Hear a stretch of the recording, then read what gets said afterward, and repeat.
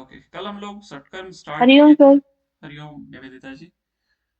हम लोगों ने क्या क्या कवर किया था, मैं थोड़ा सा रिकॉल कर देता हूँ ताकि तब तक और बच्चे जुड़ जाएं तो बेहतर होगा। हाँ? हम लोग कर रहे थे बेसिकली क्या, यूनिट 5 का मैराथन सेशन चल रहा था जिसमें कि हम लोगों ने जहां जहां भी अष्टांग योग की चर्चा देखी, नॉट स्पेसिफिकली अष्टांग योग मीन्स अष्टांग योग के अगर कोई भी अंग की चर्चा किसी भी टेक्स्ट में मिलती है तो उनको हम लोग डिस्कस कर रहे थे, लाइक यम हो गया, नियम हो गया, आसन हो गया। इन तीनों को हम लोगों ने, लाइक एसएसपी हो गई, वशिष्ठ संहिता हो गई, हठ प्रदीपिका हो गई, किरण संहिता हो गई, हठ रत्नावली हो गई, मतलब जितने भी टेक्स्ट जहां जहां जो कुछ भी थे हम लोगों ने यम नियम आसन को डिस्कस कर लिया था। आइए आज हम लोग षटकर्म को स्टार्ट करेंगे। षटकर्म का हम लोगों ने थोड़ा बहुत अध्ययन किया था, लाइक क्या क्या किया था आइए देखते हैं।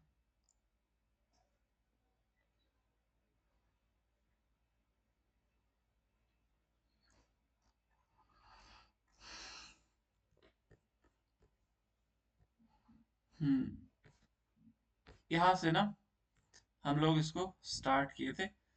देखो ये बातें मैंने कल बताई थी, हालांकि ज्यादा पढ़ा नहीं था तो मैं उसको थोड़ा सा ब्रीफ कर देता हूँ। इन शॉर्ट मैंने क्या क्या बातें कल बताई थी। देखो हठ प्रदीपिका और घिरण संहिता के जो षटकर्म के सीक्वेंस हैं वो ऑलरेडी बहुत बार पूछा जा चुका है, इवन अभी एमपी सेट में भी शायद पूछा गया था।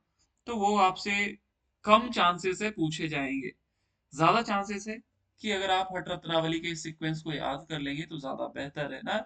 यही उठा करके नेति बस्ती गजकर्णी त्राटक नौली दे देगा और फिर पूछ लिया जाएगा, आप इसको क्रमानुसार लगाइए। तो अगर आपको ये याद नहीं रहेंगी तो स्वाभाविक है कि एग्जाम में आप नहीं कर पाएंगे, तो इसके सीक्वेंस को आप जरूर याद कर लीजिएगा। बाकी मैं मान करके चल रहा हूँ कि आपने घेरंड संहिता और हठ प्रदीपिका के सीक्वेंस को अच्छे से याद कर लिया होगा। देखो यहाँ पे जो ये सीक्वेंस लिखा हुआ है ये आपके घेरंड संहिता का है ना, धोतिर बस्तिस तथा नेति। यहाँ पे नौली को लौली की बताई गई है, तो सीक्वेंस करीब करीब सेम है। हट प्रदीपिका में ये नौली इधर आ जाती है और ये त्राटक इधर आ जाती है। तो हट प्रदीपिका के सीक्वेंस हो जाते हैं धोतिर वस्तिस तथा नेति, त्राटक नौली कपाल भाती। राइट, आगे कहीं पे लगाया होगा मैं। तो वहां पे बस यही डिफरेंस है कि त्राटक हट प्रदीपिका में पहले आती है, लौली की या नौली बाद में आती है, और गेरंड संहिता में लौली की पहले आ जाती है, त्राटक बाद में आती है। बट हठ रत्नावली के सीक्वेंस बिल्कुल अलग है, ये आपको याद होने चाहिए ना। ओके, ये सारी चीजें हम लोगों ने डिस्कस कर लिया था। देखो धोती के बारे में मैंने बताई थी, 4 अंगुल चौड़ा, 15 हाथ लंबा वस्त्र आपको खाना है। और इसका फल क्या बताया गया था, काश वास लिया कुछ कफ रोगांश विंसति। राइट, 20 प्रकार के कफ रोग, कफ दोष दूर होते हैं। और काश खांसी श्वास दमा प्लीहा कुष्ठ ये सब दूर हो जाते हैं आपके धोती के प्रभाव से। और यही सेम लाभ आपको हठ रत्नावली में बताया। हठ रत्नावली में जो कुछ भी अलग होगा वो मैं आपको बता दूंगा, बट यहाँ पे यही सेम लाभ हठ रत्नावली में बताए गए हैं धोती के। Right, okay. ये बस्ती हम लोगों ने देख लिया था, ये भी बस्ती के लाभ हम लोग ने देख लिए थे। कल की रिकॉर्डिंग को आप देखिएगा, आपको वो मिल जाएगा। हम लोग हट घेरन संहिता शुरू कर रहे थे जहां पे हम लोगों ने ये 4 कर लिया था। दंड सॉरी, अंतर्धोती के वात्सार वारिसार वनिसार और बहिष्कृत, ये हम लोगों ने कर लिया था। राइट, यहाँ तक कर लिया था।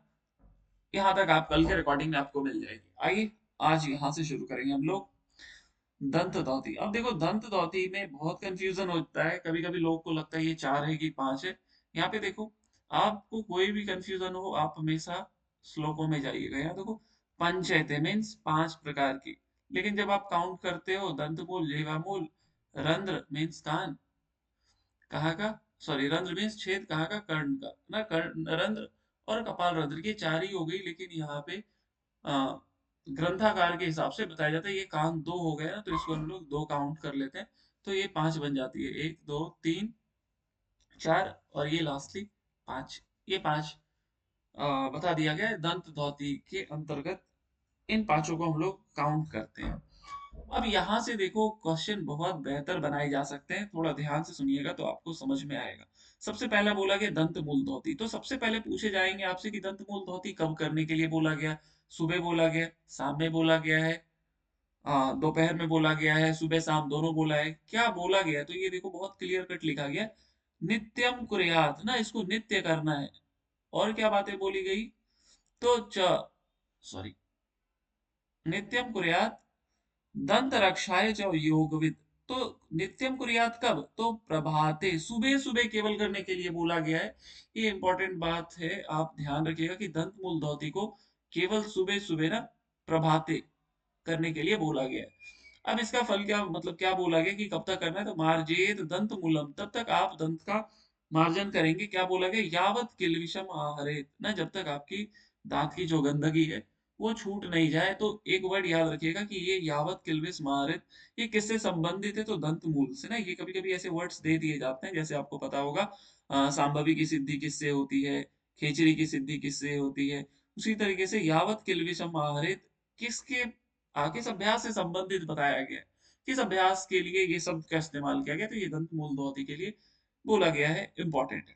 थर्ड, यहाँ पे किसका प्रयोग करना है दंत मूल में? तो एक खादिर का रस बोला गया है, और शुद्ध मृत्तिकया, राइट, शुद्ध मिट्टी और खादिर का रस, इन दोनों का प्रयोग करने के लिए बोला गया है दंत मूल धोती में। इसको ध्यान रखिएगा, खादिर और विशुद्ध मिट्टी, या मीन्स शुद्ध मिट्टी, लाइक गंगा की मिट्टी हो गई तो उसको हम लोग विशुद्ध मिट्टी बोलते हैं, जो नॉर्मल मिट्टी से हट करके होती है, राइट।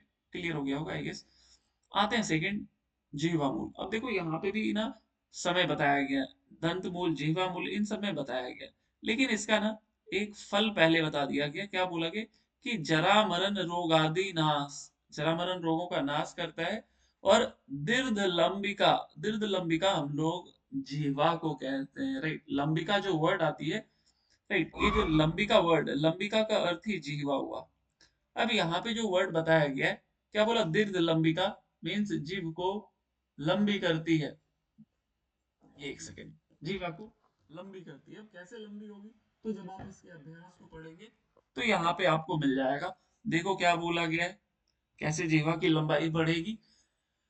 तो क्या बोला? तर्जनी, मध्यमा, अनामिका, ये तीन उंगलियों के नाम भी आपको इंपॉर्टेंट होंगे। कभी पूछा नहीं है, लेकिन अगर ये क्वेश्चन पूछे जाते हैं तो ये बहुत इजी क्वेश्चन होंगे। आपको सीधा दिया जाएगा कि जीवा मूल धौती में हम लोग किस उंगली का प्रयोग करने के लिए बताया गया है, तो ये याद रखिएगा। देखो, second, third and fourth, second index finger, third middle finger and fourth ring finger, वही होगी तर्जनी, इंडेक्स, मध्यमा, मिडिल और अनामिका, रिंग फिंगर। इन तीन उंगलियों का प्रयोग करना है, ये इंपॉर्टेंट है। क्योंकि आप अभी कर्ण रंध्र में देखोगे तो वहां भी अंगुली का इस्तेमाल मिलेगा, अदर देन दीज थ्री। हो सकता है इनमें से ही कोई हो, हम लोग वहां पे देखेंगे अगले अभ्यास में। तो इन तीन उंगलियों को क्या बोला है? त्रय योगता, तीनों को एक साथ मिला करके जीवा का मार्जन करना है। और फिर क्या करना है? इसका फल देखो, सुपर इंपॉर्टेंट है। कफ दोष बताया गया है, राइट, कफ दोष निवारण, जिह्वा शोधन का फल बताया गया। तो हो सकता है आपको क्वेश्चन ऐसे भी दिए जा सकते हैं कि दंत मूल धौती के अंतर्गत, दंत मूल धौती के अंतर्गत किसका फल कफ दोष बताया गया है? दंत मूल, जीवा मूल, कर्ण रंध्र, कपाल रंध्र ना। देखो ये चार ऑप्शन हो गए, चार धौती भी होगी। तो अभी तो हम लोगों ने दो पढ़ा, बट हम लोगों को केवल यहाँ पे जीवा मिला है। आगे कहीं मिलता है तो फिर हम लोग उसको भी देखेंगे। तो एक तो कफ दोष निवारण बता दिया गया, और ये पहला अभ्यास अभी हम लोगों को मिला है जिसमें कि कफ दोष मिले हैं ना। अंत धौती में किसी भी में नहीं था ना। हो सकता है आपसे पूछ लिया जाएगा, अंत धौती की किस धौती में? वातसार, वारिसार, वहनीसार और बहिष्कृत, राइट। अब आप कंफ्यूज हो जाओगे किस में था, तो वहां पे किसी में भी नहीं था ना। लेकिन यहाँ पे अभी हम लोगों को एक अभ्यास में मिला। इसके अलावा क्या बोला गया? मार्जयित नवनीतेन ना, आप नवनीत मक्खन से उसका मार्जन करेंगे। मार्जन मीन्स धोना, राइट, मार्जन मीन्स धोना। तो उस जीवा को क्या करेंगे? उसको धोएंगे नवनीत से, मक्खन से। रगड़ना, धोना, वही अर्थ होता है मार्जन का, राइट। तो उसको क्या करना है? धोना, जैसे गाय को धोते हैं ना, उसी तरीके से जीवा को पकड़ करके मक्खन उसे लगा करके उसको खींचना है। तदग्रम, उसके बाद क्या करना है? जीवा के अग्रभाग को लोह यंत्र ना चिमटे से पकड़ करके खींचना है। अब ये कब अभ्यास करना है? तो नित्य करना है। और नित्य में भी कब करनी है? तो बहुत क्लियर कट बोल दिया, रवये उदय के, राइट। रवये, रवि मीन्स सूर्य, रवये उदय के और अस्त के, सुबह और शाम। तो अगर दंतमूल बोला जाए तो दंतमूल ओनली मॉर्निंग, जीवामूल बोला जाए मॉर्निंग एंड इवनिंग बोथ, दोनों याद रखिएगा, इंपॉर्टेंट है। अब इसको जब आप करते हैं तो इससे क्या होता है? एवं कृते च नित्यम सा, लंबिका दीर्घताम व्रजेत। और जब इस प्रकार आप अभ्यास करते हैं तो आपकी जीवा की लंबाई बढ़ जाती है। और देखो मैं यहाँ शॉर्ट में बता देता हूँ, जीवा की लंबाई बढ़ाना इसलिए जरूरी है क्योंकि आपकी जो खेचरी मुद्रा है जिसमें आप जीवा को उस कपाल कुहर में लगाते हैं वो सिद्ध हो सके। यही हमारा एकमात्र उद्देश्य है जीवा शोधन का, राइट, ताकि आपकी जीव की लंबाई बढ़ जाए ना। ओके, सुबह शाम करनी है, याद रखना है। थर्ड आते हैं कर्ण रंध्र धोती। अब देखो यहाँ पे दो अंगुली आ गई, तर्जनी और अनामिका। ये याद रखिएगा, ये तर्जनी हो गई इंडेक्स और अनामिका हो गई रिंग। इन दोनों का ही इस्तेमाल करने के लिए बोला गया है कर्ण रंध्र धोती में, जो कि बहुत इंपॉर्टेंट है। आगे फिर क्या बोला गया, जब आप ये करते हैं ना, कान की सफाई करते हैं, तो क्या बोला, नित्यम अभ्यास योगी ना नाद की अनुभूति होती है, नादांतरम प्रकाशित। नाद की अनुभूति होती है, नाद का प्रकाश होता है, नाद आपको सुनाई देने लगती है। तो हो सकता है ये भी पूछ लिया जाए, नादांतरम प्रकाशित किस धोती का फल बताया गया ना। बहुत तरीके से क्वेश्चन बनाए जा सकते हैं, राइट। तो नादांतरम प्रकाशित, दंतमूल, जीवामूल, कर्णरंध्र, कपालरंध्र, वातसार, वारीसार, वहनीसार, कुछ भी दे देगा। तो वर्ड्स आपको पकड़ में आना चाहिए। नादांतरम, नाद की अनुभूति होगी जब आपकी कान की सफाई होगी, राइट। तो नाद की अनुभूति होती है कर्णरंध्र धौती से। आगे बात करते हैं कपालरंध्र। तो देखो इसमें क्या बोला, वृद्धांगुष्ठेन दक्षिण। आप क्या करना है कि पूरे पांचों उंगलियों को मिला लेना है, कपाल सिर के ऊपर रख करके उसके थपकी लगाना है। इसका फल भी देखो कफ दोष बताया गया है, कफ दोष। तो हम लोगों को अभी दो जगह मिला कफ दोष, एक जीवा शोधन और एक कपाल रंध्र। कर्ण रंध्र में नहीं मिला, और दंत मूल में नहीं मिला। तो इन दोनों में अभी जस्ट मैं ऊपर बता रहा था कि हम लोगों को दंत धौती के किस किस अभ्यास में हम लोगों को जी कफ दोष का निवारण बताया गया। तो ये दो अभ्यास हैं, एक जीवा शोधन और एक कपाल रंध्र। क्वेश्चन ऐसे आते हैं, इसलिए मैं बता दे रहा हूँ। कफ, वात, पित्त, कफ या कफ और पित्त या त्रिदोष, ये बेसिक क्वेश्चन आते हैं, राइट। ये आपको एटलीस्ट पता होना चाहिए। नहीं पता है तो अभी याद कर लीजिए। अब देखो इसका एक और फल बताया गया, दिव्य दृष्टि। ये अक्सर आपको याद नहीं रहता क्योंकि आप रिलेट नहीं कर पाते हैं कि कपाल रंध्र से दिव्य दृष्टि कैसे होगी। ये कैसे होगी, ये रिसर्च का विषय है। आप ये याद रखना कि यहाँ पे दिव्य दृष्टि बताई गई है कपाल रंध्र धौती से। अब इसको कब करना है, तो निद्रांते भोजनांते च दिवांते च दिने दिने। निद्रांते निद्रा के अंत में, भोजनांते भोजन के अंत में, दिवांते दिन के अंत में। तो ये डायरेक्ट उठा करके दे देगा कि निद्रा के अंत में, भोजन के अंत में और दिन के अंत में किस अभ्यास को करने के लिए गेरंड संहिता के अनुसार बताया है। यह महर्षि गेरंड ने किस अभ्यास को निद्रा और भोजन के अंत में करने के लिए बताया है। तो अच्छे से पढ़िएगा तो आप बहुत आराम से इस क्वेश्चन को कर लेंगे, राइट। दिस इज कपाल रंध्र धौती। अभी यहाँ पे आपके दंत मूल खत्म हो गए। आते हैं थर्ड, अंत धौती, दंत धौती। अब बात करते हैं हृदय धौती। अब देखो कभी कभी क्वेश्चन ऐसे भी आ जाते हैं ना कि हृदय धौती जो है ये आपके शरीर के किस अंगों की सफाई से।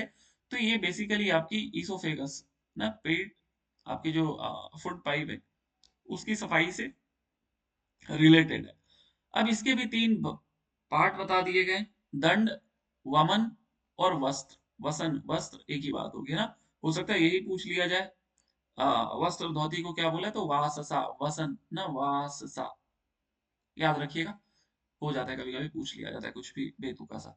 तो अब ये तीन धोती कौन कौन से हैं, तो आइए। दंड धोती नाम से ही पता चल रहा है, तो इसमें प्रयोग किसका करना है, रंभा दंड, केले का बेत, हरिदंड, हरिदंड बोलते हैं हल्दी का बेत, ये हल्दी का डंडा, और वेत्रदंड गन्ने का बेत। इन तीनों का इस्तेमाल करना है। उसको आप अपने ईसोफेगस में, फूड पाइप में इंसर्ट करेंगे।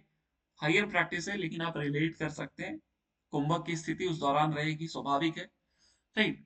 तो अपन अपने गले में उसको इंसर्ट करेंगे। अब इसका फल क्या बोला है, कफ और पित्त तथा क्लेदम, राइट। इन तीनों का निवारण करता है। क्लेद बलगम को हम लोग कहते हैं सामान्यतः। तो कफ और पित्त, मोटा मोटी यही याद रखिएगा, कफ और पित्त तीनों का निवारण करता है। सॉरी, कफ और पित्त और क्लेद का। क्लेद वर्ड आपको केवल दंड धौती में ही मिलेगा, पूरे षटकर्म में क्लेद वर्ड और कहीं पे नहीं आया। तो हो सकता है कफ, पित्त तथा क्लेद रे चाहिए तो ऊर्ध्वर तमन्ना किसका फल बताया गया, तो दंड धौती का बताया गया। ये इंपॉर्टेंट है। और एक क्वेश्चन और पूछा जा सकता है कि हृदय रोग, हृदय रोगम नासये ध्रुवम ना, ऐसे क्वेश्चन आते हैं। सांभवी जायते ध्रुवम, राइट, खेचरी की सिद्धि। उसी तरीके से हृदय रोग का निवारण करता है कौन, तो दंड धौती। वस्त्र और वमन नहीं होगा, ओनली दंड, क्योंकि इसके श्लोक में लिखा हुआ है हृदय रोगम नासये ध्रुवम। ये डायरेक्ट उठा करके दे देगा, पूछ लिया जाएगा किस अभ्यास का फल बताया गया है, तो ये दंड धोती का है। आगे बात करते हैं वमन धोती। इसको हम लोग बिहार स्कूल ऑफ योगा के ट्रेडिशन में कुंजल क्रिया भी कहते हैं, राइट। कुंजल क्रिया, अब ये कब करना है, तो भोजनांते। देखो यहाँ भोजन के अंत में, लेकिन यहाँ पे दिवांते नहीं है, यहाँ पे निद्रांते नहीं है। अगर भोजनांते दे दे तो फिर दो अभ्यास हो जाएंगे ना। देखो सीधा देखा, भोजन के अंत में किस अभ्यास को करने के लिए बोला गया है। अगर आपके वहां पे आ जाती है कपाल रंध्र और वमन धोती, तो देखो दोनों हो जाएंगे ना। वहां पे क्या था, निद्रांते भोजनांते च दिवांते च दिने दिने, बट यहाँ पे केवल लिखा हुआ है भोजनांते भोजन के अंत में, राइट। तो इन दोनों अभ्यास में ये वर्ड आया है। अब जो क्वेश्चन बन रहे हैं वो वर्ड्स से ही खेले जा रहे हैं, राइट। तो भोजन के अंत में वमन धोती। अब ये क्या बोला है, चा कंठम पूरी पूरीतम सुधी, कंठ प्रयत्न पूरा क्या कर लेना है, पानी को भर लेना है। अब देखो इस अभ्यास में क्या बोला गया कि ऊपर की ओर देखते हुए, यही एक अभ्यास है जिसमें ऐसे वर्ड आए हैं ना।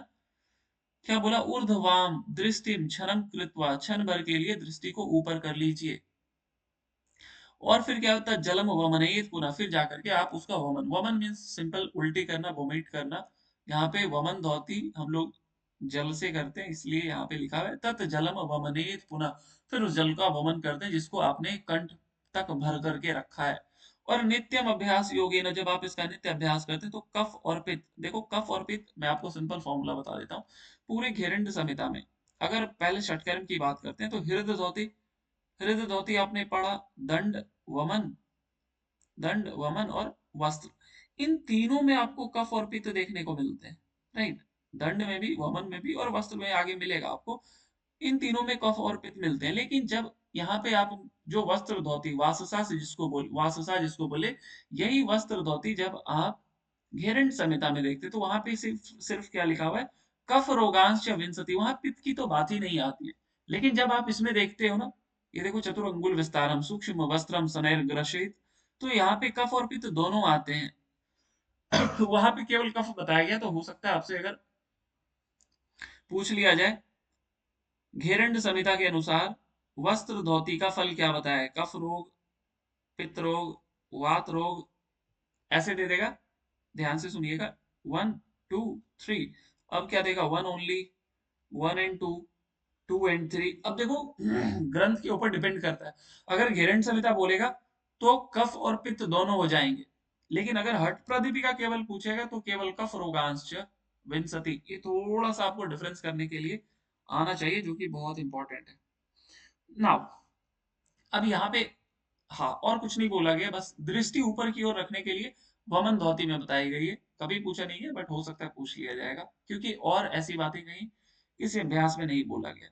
अब देखो यहाँ पे वस्त्र धोती की बात चल रही है, तो यहाँ पे वस्त्र की लंबाई नहीं बताई गई है, केवल चौड़ाई बताई गई है। और ये क्वेश्चन आ गया था और क्वेश्चन गलत हो गए थे फिर, क्योंकि वहां पे लंबाई पूछ ली गई थी। अब बहुत लोग कहेंगे कि सर इस बुक में लंबाई लिखी है, लेकिन देखो ये जो अर्थ है, समझिए इस बात को, ये जो श्लोक आपको दिख रहा है ये महर्षि घेरंड ने बताए हैं।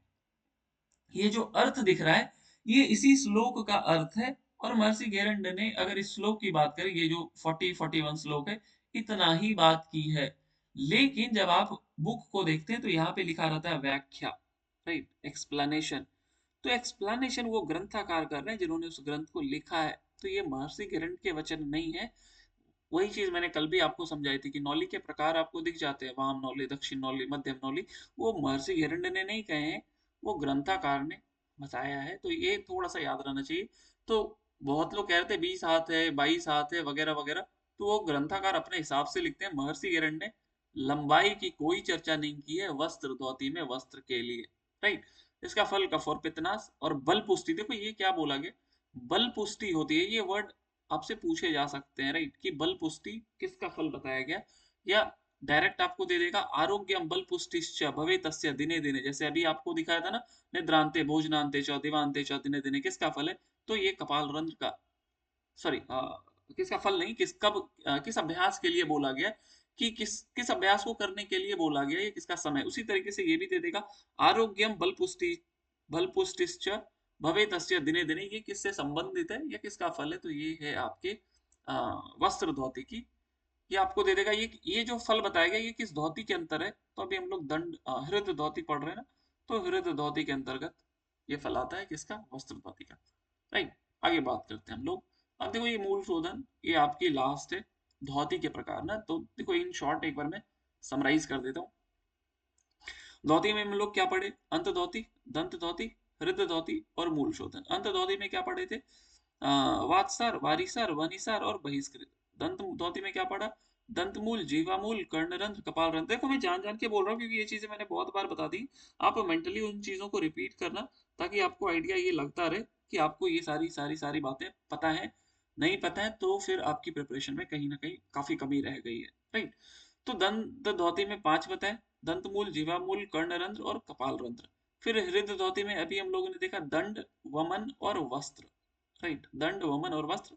मूल शोधन का कोई प्रकार नहीं है। मूल शोधन आपकी गुदा प्रदेश की सफाई से संबंधित है, राइट। गुदा प्रदेश की सफाई से। अब गुदा प्रदेश की सफाई के लिए क्या बोला गया? तो देखो किन किन चीजों की यूज करने के लिए बोला गया। तो एक बोला है पीत मूल, आप हल्दी का जड़ इस्तेमाल करो।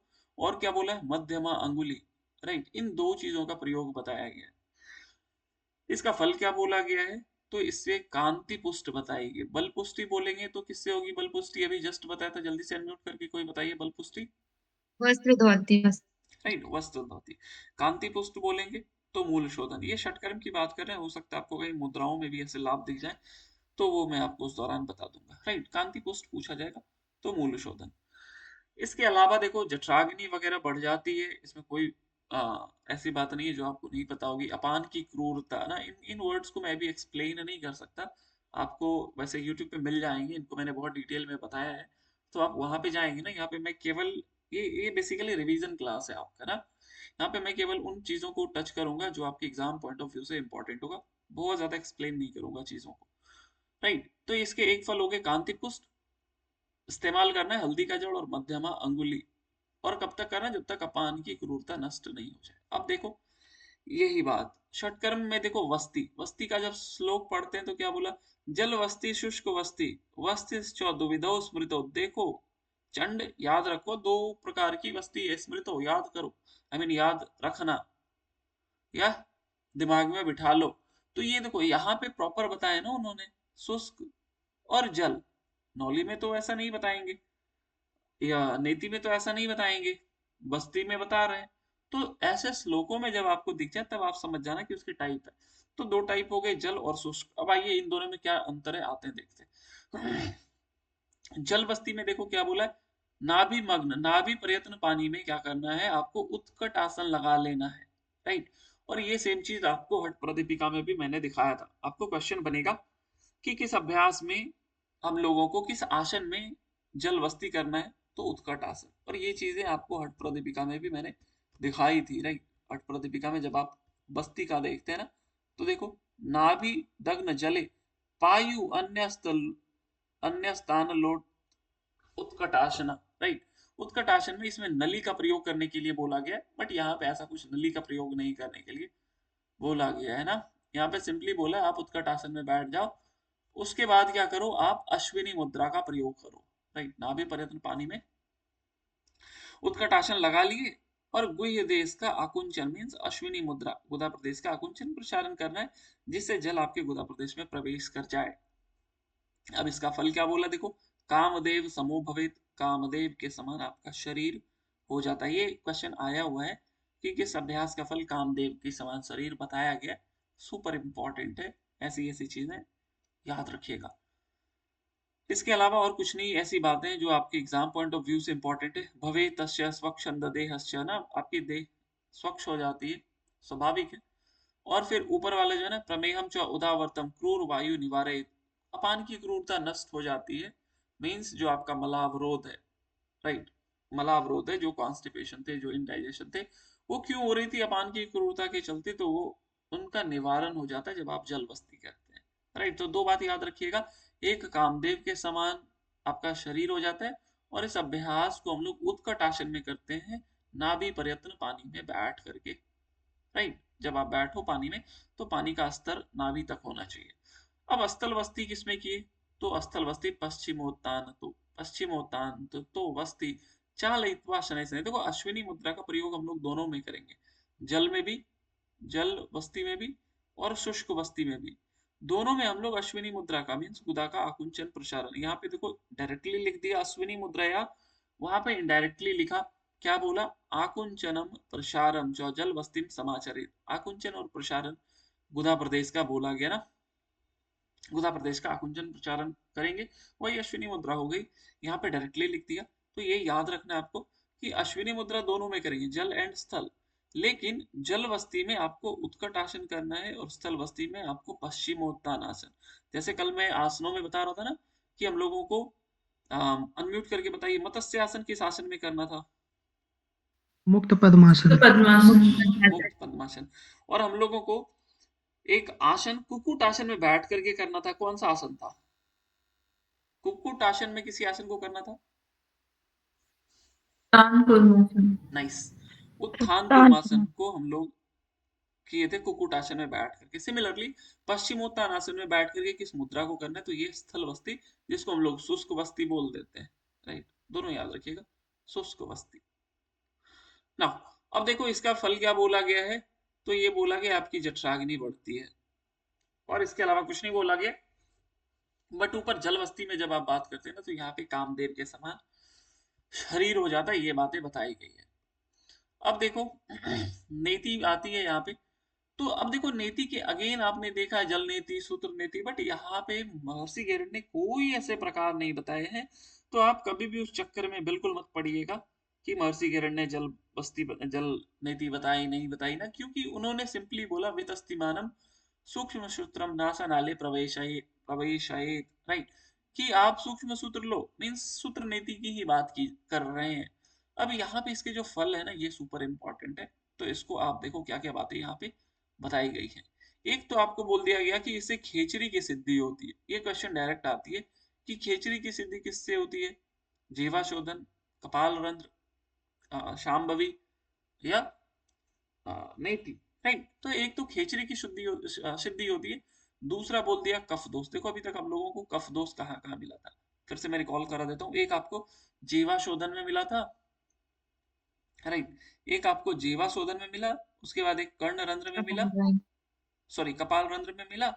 अब ये दो तो हो गए केवल कफ, बट कफ और पित्त भी मिला था, तो वो दंड में, सॉरी हृदय धोती में तीन होते, दंड में भी, वमन में भी और वस्त्र में भी, इन तीनों में कफ एंड पित्त दोनों थे।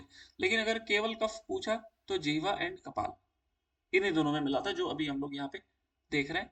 सॉरी जीवा कपाल। अब यहाँ पे एक हो गई आपकी नेति। राइट, इन तीन अभ्यास में अभी तक कफ दोष मिले। अब देखो दिव्य दृष्टि यहाँ पे बताई गई। दिव्य दृष्टि अभी हम लोगों को जस्ट मिली थी, कहाँ मिली थी, जल्दी बताइए। कपाल रंध्र।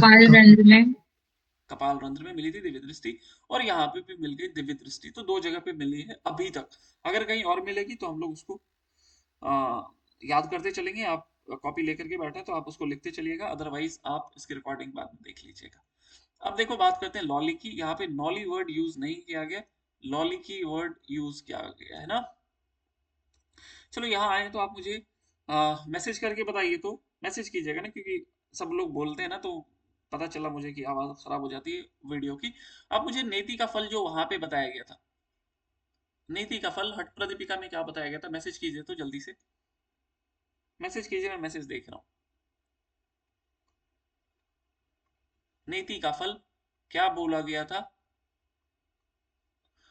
हट प्रदीपिका में?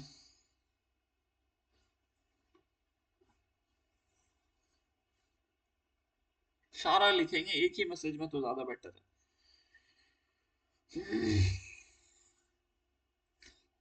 सभी लोग जिनको आ रहा है, हट प्रदीपिका में क्या फल बताया गया है नीति का? यस, बढ़िया ना। ये देखो यहाँ पे मैंने शॉर्ट में लिखा के एस कपाल शोधन।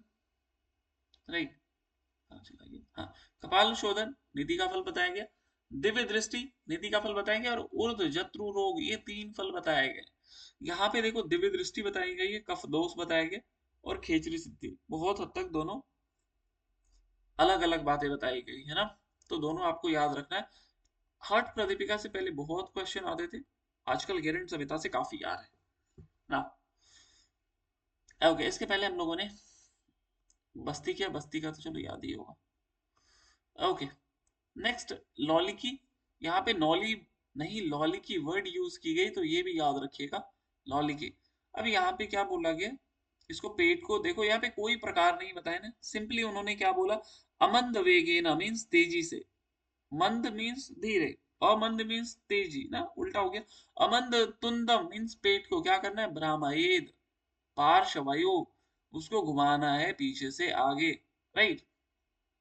अब क्या बोला गया, इसका फल सर्व रोग निहंति है, सभी रोगों का नाश करता है, और देहानल विवर्धनम, जठराग्नि आपकी प्रदीप्त होती है, शरीर की अग्नि को बढ़ाती है।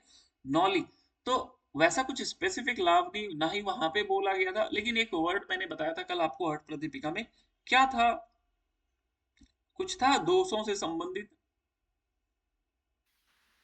अशेष दोष पचयम।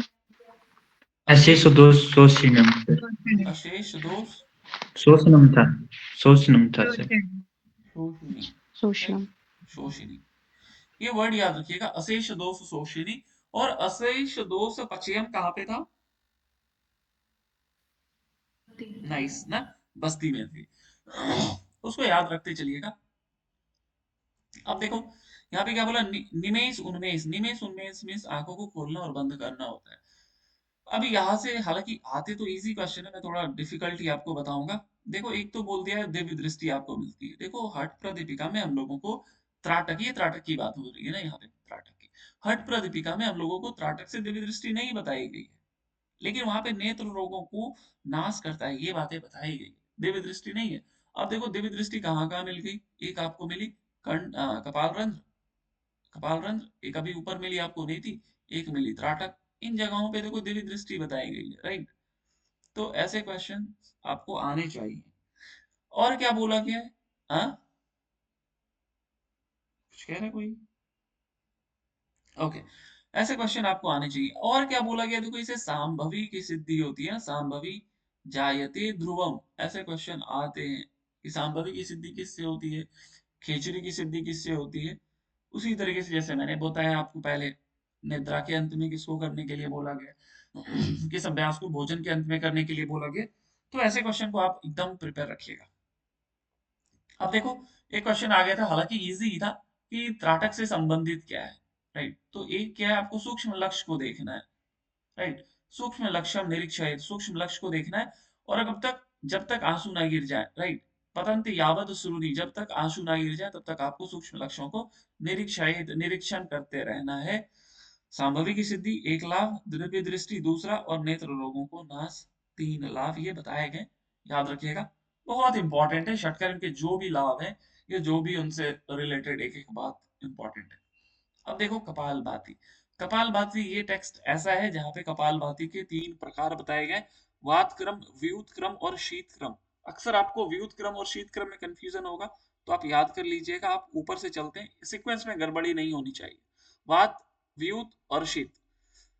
तो जब आप ऊपर से चलते हैं तो पहले आपको नोज मिलता है और फिर आपको माउथ मिलता है। इसी तरीके से जब आप ऊपर से यहां से चलते हैं तो पहले आपको व्युत क्रम मिलता है और फिर शीत क्रम मिलता है। तो व्युत मिल गया, नाक मिल गया तो नाक से पानी पी लेंगे, फिर शीत मिल गया और माउथ मिल गया तो मुख से पानी पी लेंगे, तो नाक से पानी पिएंगे तो मुख से निकालेंगे, मुख से पानी पिएंगे तो नाक से निकालेंगे। ये सिंपल सा फॉर्मूला है, इसको याद कर लीजिएगा। अगर आपको याद है तो बहुत अच्छी बात है, कंफ्यूजन होता है तो इस तरीके से याद कर लीजिएगा। अब देखो बात करने कुछ नहीं है, सिंपल नाड़ी शोधन है, लेफ्ट से लिया राइट से छोड़ा, राइट से लिया लेफ्ट से छोड़ा, यही है वात क्रम। लेकिन यह कफ दोष बताए हैं इसमें, राइट, कफ दोष बताया गया है, ये याद रखिएगा। इवन कफ दोष तो तीनों में ही, वात में भी, व्युत में भी और शीत में भी बताया गया है। विधि आपको पता होना चाहिए कैसे करते हैं, तो सिंपल नाड़ी शोधन, लेफ्ट से लिया राइट से छोड़ा, राइट से लेकर के लेफ्ट से छोड़ दिया, और इसका फल कफ दोष बताया गया। ये वात क्रम। अब व्युत क्रम अगला है, तो उसमें हम लोग क्या करेंगे, नासाभ्याम जलम आकृष्य, नासिका से पानी पिए और मुख से बाहर निकाल दिए, इसका फल क्या बोला, श्लेष्मा दोष मीन्स कफ दोष, श्लेष्मा मीन्स कफ, राइट, श्लेष्मा दोषम निवारयित, कफ दोषों को दूर करता है। सिमिलरली शीत क्रम भी वही है, लेकिन उसमें एक और भी इंपॉर्टेंट लाभ है जिसको बोल दिया गया कामदेव के समान। अभी कामदेव के समान हम लोगों को एक जगह और कहीं मिला था, जल्दी से बता दे तो कहाँ पे था, जल बस्ती सर। जल बस्ती बस्ती। में आपको कामदेव मिला, और ये दूसरा यहाँ पे आपको मिल जा रहा है शीत क्रम कपालभाति, राइट। एक तो ये हो गया, दूसरा देखो कफ दोष निवारयित। अब देखो कफ दोष तो मैं सिंपल लिख देता हूँ कपालभाति, क्योंकि तीनों में मिल गए, वात व्युत शीत। इसके अलावा जीवाशोधन में मिला था कफ दोष, और इसके अलावा कर्ण सॉरी कपाल रंध्र में मिला था। यहाँ पे मिले थे। इसके अलावा आपको नीति एंड और कहीं पे था नीति के अलावा, था ना नीति में कफ दोष, जी सर था। जी सर था। राइट। इनके अलावा और कहीं नहीं। कपालभाति में देखो ये तीनों है ना, कपालभाति में अंडरस्टूड है, वात व्यूत शीत। अब देखो जो दंड थे ना, सॉरी हृदय दौती थे ना, यहाँ पे मैं मान करके चल रहा हूँ कि यहाँ पे कफ और पित्त बोला जाए ना, तब आप ध्यान रखना, अगर केवल कफ कफ इंक्लूड करेंगे बट आपको पता होना चाहिए कफ और पित्त साथ में याद करेंगे तो ज्यादा बेटर होगा। अब देखो कुछ कुछ थोड़े से ना और कॉम्प्लिकेटेड सवाल की अगर बात करें ना, तो यहाँ पे देखो क्या बोला है, ज्वर, राइट। ये वर्ड याद रखिएगा, ज्वर नैव प्रजायते, ज्वर रोग नहीं होते, मीन्स बुखार वगैरह नहीं होता है। तो ये हो सकता है, ये वर्ड अपने आप में इंपॉर्टेंट है ना, जैसे आपको कफ पित्त क्लेद वात ऐसे दिखाए ना, उसी तरीके से वर्ड आपको थोड़ा सा याद होना चाहिए, ज्वर रोग। इसके अलावा और यहाँ पे कुछ भी नहीं है। विधि मैंने बता दिया, मुख से पानी पिएंगे, नासिका से निकालेंगे, पिक्चर मैंने लगाया नहीं है, केवल यहाँ पे जरूरी बातों को ही मैंने इंक्लूड किया है, राइट। अब देखो आगे बात करते हैं, ये आपकी हो गई षटकर्म गेरंड संहिता की। अब यहाँ पे बात करते हैं हम लोग हट रत्नावली की। तो हट रत्नावली में देखो एक चक्री क्रम, चक्री क्रम कुछ नहीं है, ये बिल्कुल मूल शोधन जैसा ही है, लेकिन मूल शोधन में हम लोग दो चीज का प्रयोग किए थे, एक पीत मूल हल्दी का जड़ और एक मध्यमा अंगुली। यहाँ पे सिंपली क्या बोला, पायु नाले, पायु के नाल में गुदा मार्ग में क्या करना है, अर्ध अंगुली, अंगुली का इस्तेमाल, कौन सी स्पेसिफिक अंगुली यूज नहीं करनी है वो नहीं बताया, सिंपल अर्ध अंगुली बताया गया। गुदा प्रदेश में अंगुली को इंसर्ट कर करके उसको क्या करना है, भ्रामयेद, अभी उसको घुमाना है, और क्या करना है, उसको गुदा को सफाई करनी है। यही चक्री कर्म हो गया, जो बिल्कुल मूल शोधन से मिलता जुलता है, लेकिन यहाँ पे इसको चक्री कर्म बोला गया, जो कि आपके हठ रत्नावली के अष्ट कर्म में है, राइट, अष्ट कर्म में सम्मिलित है, इंपॉर्टेंट है, ध्यान रखिएगा। नेक्स्ट, अब देखो इसका कुछ फल बोला गया। तो एक तो बोला मूल व्याधि गुल्म रोगो नाशेत महोदरा, मतलब गुदा प्रदेश से जो भी संबंधित समस्या है ना, उन सभी को दूर करेगा। और क्या करेगा, उद्दीपनम च, मीन्स आपकी जठराग्नि को प्रदीप्त करेगा। एक क्वेश्चन देखो बहुत छिपा करके यहाँ पे लिखा दिया है, ये बात तो कर रहे हैं कौन, किनके द्वारा लिखित पुस्तक है ये, श्रीनिवास भट्ट। श्रीनिवास निवास भट्ट। भट्ट। तो अगर आपसे पूछ लिया जाए कि निवास भट्ट के अनुसार किनको अष्टकर्म में किनको प्रमुख मानते हैं, तो देखो क्या लिखा है, सर्वेशाम कर्मणाम चक्री साधनम प्रोचयते मया, मया मीन्स मेरे द्वारा, या मैं सबसे किस कर्म को स्वीकृत करता हूं, तो सभी कर्मों में जो यहाँ पे बताएंगे, इनमें मैं चक्री कर्म के अभ्यास को प्रमुख मानता हूँ, राइट। ये स्वात्मा सॉरी निवास भट्ट अपनी बात कर रहे हैं, राइट, कि उनके द्वारा अगर उनसे पूछा जाए कि आप किनको प्रमुख मानते हो, तो उन्होंने चक्री को समर्थन दिया है, राइट। तो ये बहुत छुपा हुआ बात है, इसको ध्यान रखिएगा, इंपॉर्टेंट है। नाउ अब देखो यहाँ पे नौली में जब आप श्लोक पढ़ रहे हो तो बहुत सिंपल सा लिखा हुआ है, साचा नौली द्विविधा प्रोक्ता भारी च एकांतरा विधा। दो प्रकार की नौली है, एक भारी और एक एकांतर। बहुत पहले आ गया था क्वेश्चन कि नौली के प्रकार हठ रत्नावली में कौन से हैं। ऐसा नहीं है हठ रत्नावली से क्वेश्चन नहीं आता, आता है, और जब आता है तो अच्छे के पसीने छूट जाते हैं, राइट। तो दो प्रकार की नौली है, एक भारी और एक एकांतर। उसी को यहाँ पे बाह्य नौली और अंतरा नौली, यही दो बता दी गई, बट आप श्लोक को भी याद रखिएगा, भारी और एकांतर। एक्चुअली जब क्वेश्चन आया था तो उसमें भारी और एकांतर ही था, बाह्य और अंतरा नहीं था, भारी था एकांतर था, याद आ गया होगा बहुत लोगों को, एक था वाम एक था दक्षिण। अब देखो ऐसे क्वेश्चन आ गए थे, तो आप इनको याद रखना, एक भारी और एक एकांतर, ये नौली बताई गई है। नाउ अब यहाँ पे धोती की बात करते हैं, तो धोती के लाभ एकदम सेम सेम है। छोटा सा डिफरेंस क्या है, यहाँ पे स्वात्माराम जी 15 हाथ बताए थे, और यहाँ पे निवास भट्ट इसको 20 हाथ बताते हैं, इतना ही डिफरेंस है। 4 अंगुल चौड़ा इसमें भी है, इसमें भी है ना, विशुद्ध देखिए, विंशद्वत प्रमाणेन धोती वस्त्रम सुदीर्घतम ना, 20 हाथ लंबा और 4 अंगुल चौड़ा वस्त्र को खाना है। और फिर इसका फल क्या बोला, जठराग्नि। देखो वहां पे जठराग्नि नहीं बताई गई है, राइट। हठ प्रदीपिका में धोती का फल क्या बोला, कास श्वास प्लीहा कुष्ठ और कफ रोगांश विंशति। घेरंड संहिता में अभी हम लोगों ने क्या पढ़ा था, जल्दी बताइए तो। घेरंड संहिता में अभी हम लोगों ने क्या पढ़ा था, एक स्पेसिफिक लाभ मैंने बताया था वस्त्र धोती का, देहानल विवर्धन। पुष्टि, बल पुष्टि। बल पुष्टि ना, बीपी, बल पुष्टि होती है किससे, वस्त्र धोती से, राइट।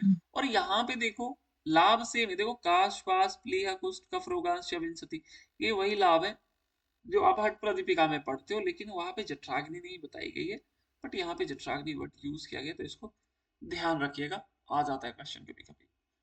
अब देखो नेति सेम वही चीज है जो आपने हट प्रदीपिका में पढ़ा था, यहाँ पे मैंने इसको इसलिए लगाया क्योंकि यहाँ पे एक कंपैरिजन है। एक तो पहले वहां पे वितस्ती बोला गया ना, एक वित लंबा 9 इंचेस होती है एक वित में, लेकिन यहाँ पे कितना बोला 6 वितस्ती, तो एक छोटा सा अंतर ये, जैसे 15 हाथ वहां था, यहाँ पे 20 हाथ हो गया, वहां पे सूत्र एक वितस्ती थी, यहाँ पे 6 वितस्ती हो गई। अब इसको कंपेयर किससे किया गया कि जो चूहे की पूंछ के समान हो ना, हो सकता है आपसे पूछ लिया जाए कि किसके पूंछ के समान नीति सूत्र को हट रत्नावली में बताया गया, सांप की पूंछ, चूहे की पूंछ, चुंदर की पूंछ, कुछ भी पूछ लेगा तो ध्यान रखिएगा ये चूहे की पूंछ के समान बताया गया ना, किसके समान लक्ष्य होना चाहिए, तो ये चूहे की पूंछ के समान इसका लक्षण बताया गया। आगे देखो क्या बोला, इसके सेम लाभ वही है, कपाल शोधन, दिव्य दृष्टि और जत्रु ऊर्ध रोग। लेकिन अभी हम लोगों ने घेरण संहिता में क्या पढ़ा नीति का लाभ, जल्दी बता दें तो। दिव्य दृष्टि, कफ रोग, दिव्य दृष्टि और खेचरी खेचरी सिद्धि और सिद्धि। कफ दोषों से बढ़िया। कफ दोषों का निवारण। कफ दोष, दिव्य दृष्टि और खेचरी की सिद्धि होती है, ये सारी बातें बताई गई है हट प्रदीपिका और हट रत्नावली में। कपाल शोधनी, दिव्य दृष्टि और जत्रु ऊर्ध रोग, कमर कंधे के ऊपर के रोगों को दूर करता है। ये सारी चीजें हम लोगों ने पढ़ी थी, सेम है, अंतर थोड़ा सा यही है कि यहाँ पे 6 वितस्ती और चूहे की पूंछ के समान बताया गया।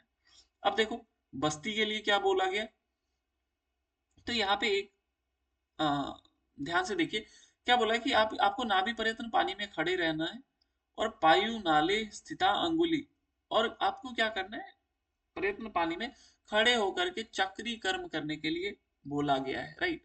चक्री कर्म करने के लिए बोला गया, और इस अभ्यास को एक नाम दे दिया गया है, इसको बोला गया विचित्र करनी, राइट।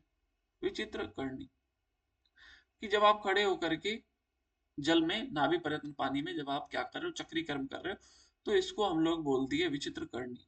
अब एक बात और बोला गया कि जब आप वस्ती कर्म करते हैं, राइट, वस्ती जब आप कर रहे हो, जल वस्ती की बात की जा रही है, कि जब आप वस्ती कर्म करते हैं उसके 72 मिनट तक कुछ आपको खाने के लिए, ये टाइम ड्यूरेशन इंपॉर्टेंट है और ये अभ्यास इंपॉर्टेंट है, राइट।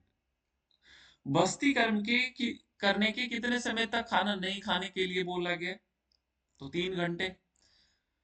किस अभ्यास को करने के बाद 3 घंटे तक भूखे बैठना है, तो बस्ती कर्म। उलट करके बिल्कुल पूछे जाते हैं क्वेश्चन, तो ये दोनों चीजें आप याद रखिएगा, अभ्यास के नाम भी और वो ड्यूरेशन भी, जो कि बहुत इंपॉर्टेंट है।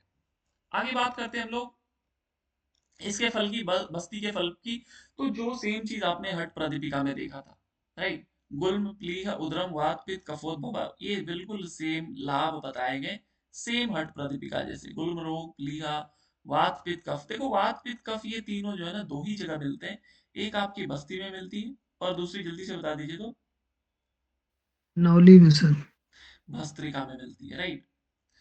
नौली में वात पित्त कफ तीनों नहीं मिलते हैं ना, नौली में, वहां पे क्या बोला, ये क्लियर कट नहीं लिखा है ना, मैं ये वर्ड्स की मैं बात कर रहा हूँ, राइट। ये बहुत क्लियर कट नहीं लिखा, वात पित्त कफ ऐसे नहीं लिखा, वहां पे दोष करके लिख दिया है। लेकिन अगर आपको वात पित्त कफ तीनों पूछा जाए, देखो सिम मैं एक एग्जांपल देता हूँ कि अगर आपसे वात या पित्त या कफ पूछ ले तो आप कभी नौली नहीं बताओगे, राइट, कभी भी नौली नहीं बताएंगे क्योंकि वहां पे क्लियरली नहीं लिखा हुआ। तो ये अभी भस्त्रिका में आएंगे तो फिर मैं आपको दिखाऊंगा, अभी आप इतना ही याद रखें कि यहाँ पे वात पित्त कफ बस्ती में बताया गया, राइट। सर इसमें उत्कट आसन नहीं करना है क्या, किसमें, बस्ती में? करना है बस्ती में करना है, राइट, बस्ती में करना है। विचित्र करनी में खड़े होकर करना है। हाँ, विचित्र करनी में खड़े होकर के वहां पे चक्री कर्म करने के लिए बोला गया, राइट। लेकिन जब आप जल बस्ती की विधि देखेंगे तो वहां पे क्या बोला गया कि आप नली को गुदा प्रदेश में इंसर्ट करके उसके बाद अभ्यास को करेंगे, सेम जैसे हट प्रदीपिका में बताया ना, वायुनाल में आप क्या करेंगे, नली को प्रवेश करा करके जब आप जल को खींचेंगे, दैट इज जल बस्ती। जब आप पानी में नाभि पर्यटन पानी में चक्री कर्म करेंगे, दैट इज विचित्र करनी, राइट। अब इसका फल क्या बोला गया, देखो धातु सेम वही है, धातु इंद्रिय और अंतःकरण की प्रसन्नता आती है, जठराग्नि बढ़ती है, और देखो अशेष दोष पचयम, अशेष, यही वर्ड अभी थोड़ी देर में पहले डिस्कस कर रहा था। ये डायरेक्ट दे दिया जाता है अशेष दोष पचयम किसका फल है, फिर आप कंफ्यूज हो जाओगे, ये कभी पूछा नहीं गया बट आ जाते हैं ऐसे क्वेश्चन, राइट। तो ये आपके जल बस्ती का फल बताया गया जो कि बहुत इंपॉर्टेंट है। आगे बात करते हैं हम लोग, एक अभ्यास यहाँ पे जब अष्टकर्म बात करते हैं तो दो अभ्यास इसमें जुड़ जाते हैं, राइट। यहाँ पे षटकर्म नहीं है, यहाँ पे निवास भट्ट अष्टकर्म की बात करते हैं। तो अष्टकर्म की बात करते हैं ना, तो दो अभ्यास यहाँ पे एक्स्ट्रा जुड़ जाते हैं। एक आपने ऊपर जो पढ़ा वो एक है चक्री, और एक हो जाती है यहाँ पे गज करनी, राइट, गज करनी। यही दो मिलकर के छह तो वही है और दो ये हो जाते हैं। अब यहाँ पे गज करनी में क्या बोला गया है कि आप इन तीन चीजों का जल का इस्तेमाल करें, एक नारियल का, एक गुड़ का और एक तिल का। इनमें से किसका जल का इस्तेमाल करना है, यह करने के लिए बोला गया है निवास भट्ट के अनुसार। तो याद रखिएगा, नारियल का, गुड़ का और तिल का।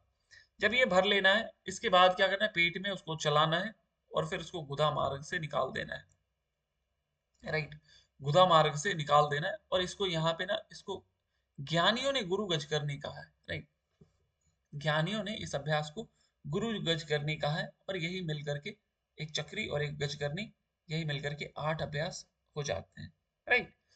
इसका वैसा कुछ फल नहीं बोला गया।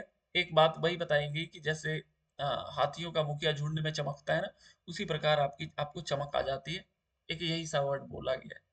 तो हो सकता है आपसे अगर पूछ लिया जाए कि चमक आ जाती है चेहरे पे हाथियों के सरदार जैसे, तो किस अभ्यास में, तो गुरु गज करनी, बस। कभी क्वेश्चन वैसे गज करनी से आया नहीं है, बट ये अभ्यास याद रखिएगा अष्टकर में आता है, हट रत्नावली में। त्राटक बिल्कुल सेम विधि बता दी गई है कि निश्चल दृष्टि से सूक्ष्म लक्ष्य को देखना है अश्रु प्रयत्न तक। फल क्या बोला, नेत्र रोग दूर करता है, तंद्रा मतलब थकावट को दूर करता है। और क्या बोला गया कि इसको आप क्या करेंगे, रत्न की पिटारी के समान गुप्त रखेंगे ना, रत्न सुपेट का।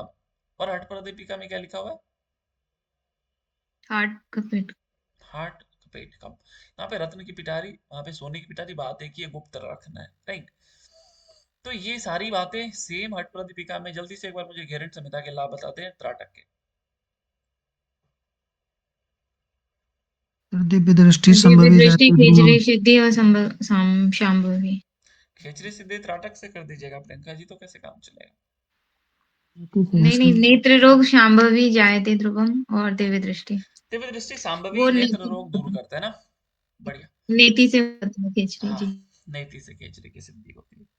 ओके, आगे बात करते हैं कपाल भाती। देखो यहाँ पे कपाल भाती के लिए बहुत सारी अलग अलग बातें बताई गई, हम लोग सब देख लेते हैं। देखो यहाँ पे कपाल भाती को कपाल भस्त्री बोला गया, एक बात ये है। दूसरा क्या बोला गया कि यहाँ पे रेचक और पूरक करना है, लेकिन उसके साथ एक और चीज करना है कि सिर को दाएं और बाएं घुमाते हुए रेचक और पूरक करना है, राइट। सिर को लेफ्ट राइट घुमाते हुए रेचक और पूरक करना है। यहाँ पे आप देखोगे तो आपको मिल जाएगा ना, रेचक पूरक करना है कैसे, सिर को बाएं दाएं घुमाना है। लेकिन हठ प्रदीपिका में जब हम लोगों ने कपालभाति के लाभ पढ़े थे तो क्या लाभ था, जल्दी बता दें।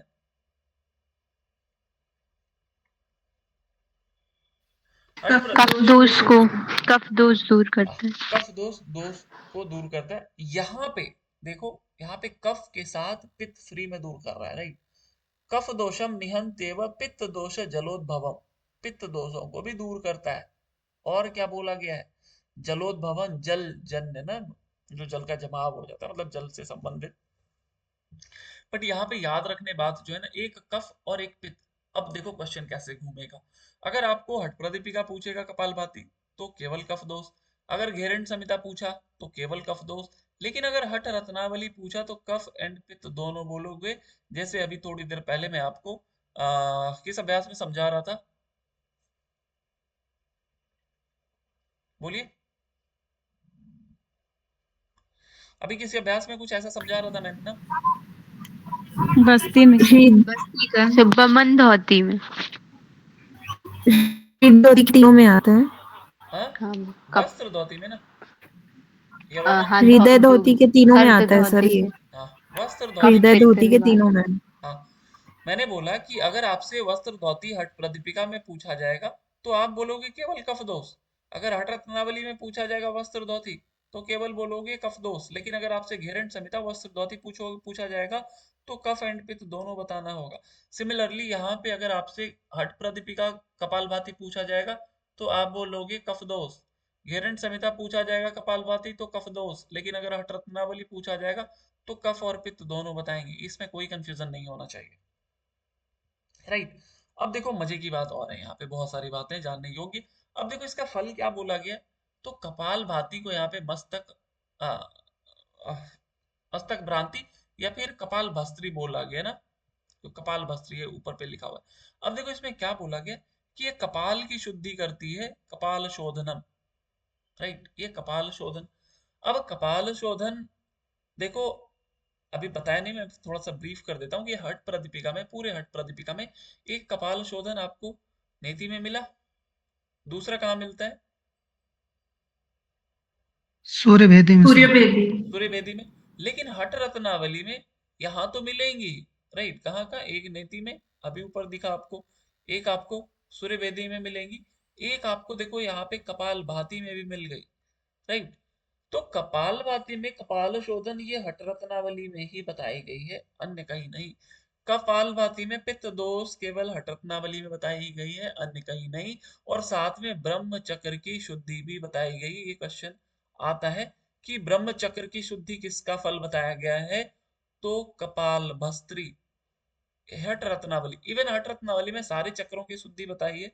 देखो किससे किसकी बताई गई है।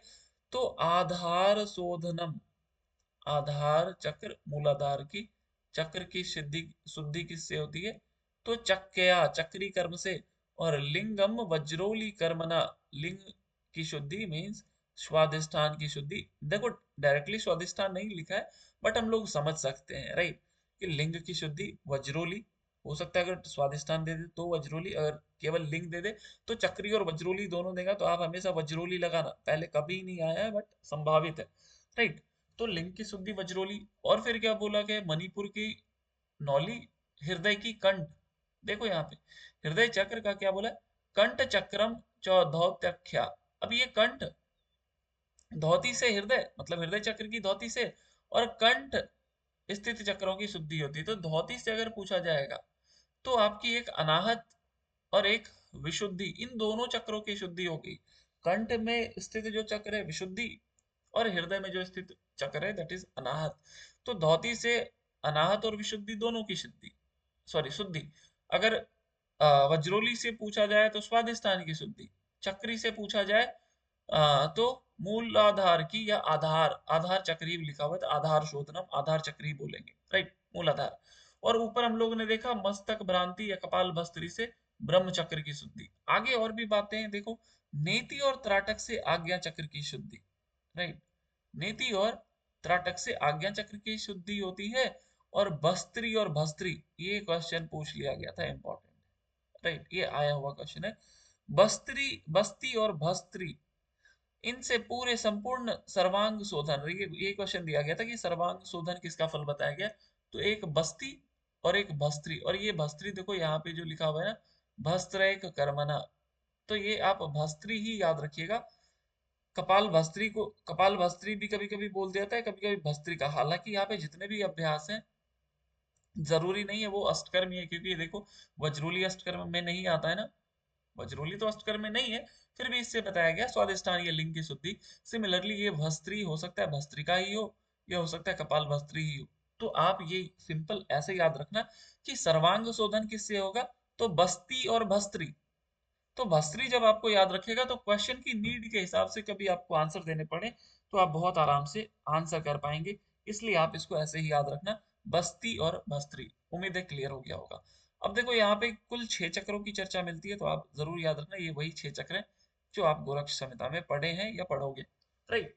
आधार, स्वादिष्ठान, मणिपुर, अनाहत, विशुद्धि, कंठ और आज्ञा, ये 6 चक्र हैं। अलग अलग क्रियाओं से इनकी शुद्धि बताई गई है। ये किसी और भी टेक्स्ट में नहीं है, ओनली हठ रत्नावली में बताई गई, जो कि बहुत इंपॉर्टेंट है। कुछ और बात देखो, ये क्वेश्चन वैसे आया हुआ है कि किन किन चीजों को मना किया गया है।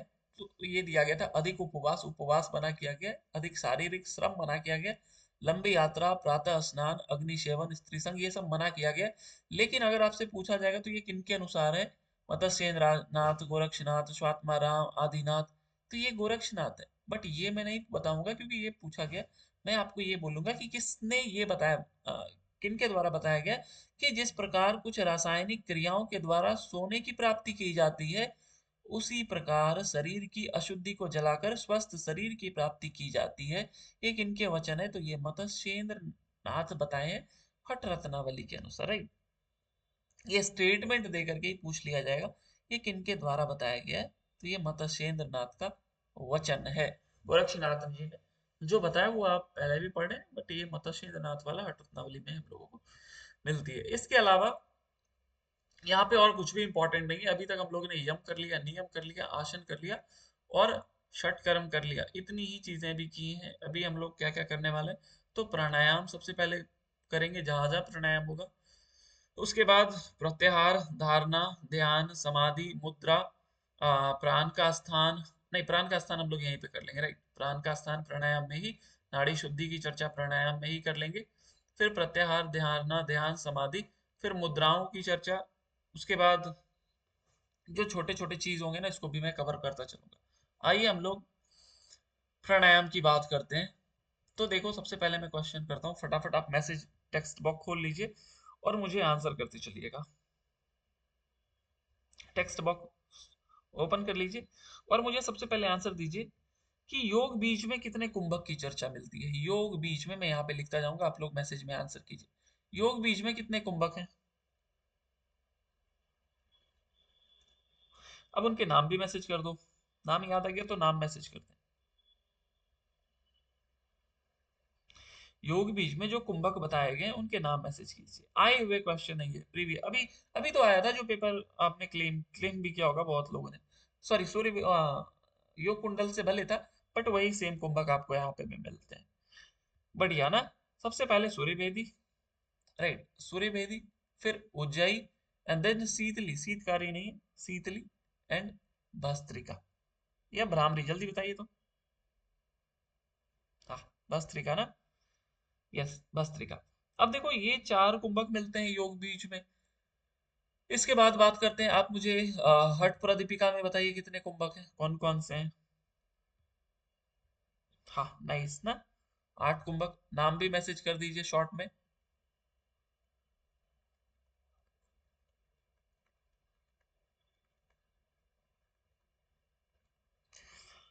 हाँ 8 है, नाइस ना।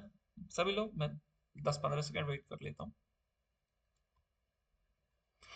देखो रिकॉर्डिंग अगर आप देख लोगे ना, तो मुझे नहीं लगता कि आपको इन टॉपिक्स में एक भी अनटच्ड ऐसी चीजें मिलेंगी, राइट।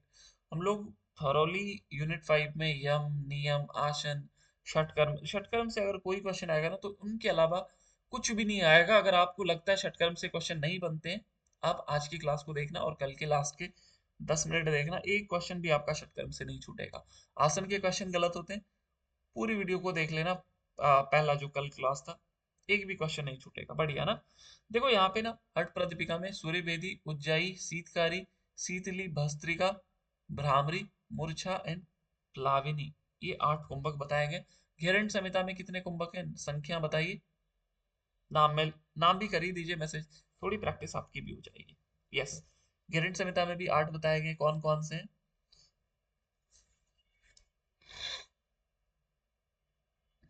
शॉर्ट में ही कर दीजिए, लग रहा है लिख पाएंगे तो लिख दीजिए जल्दी जल्दी से।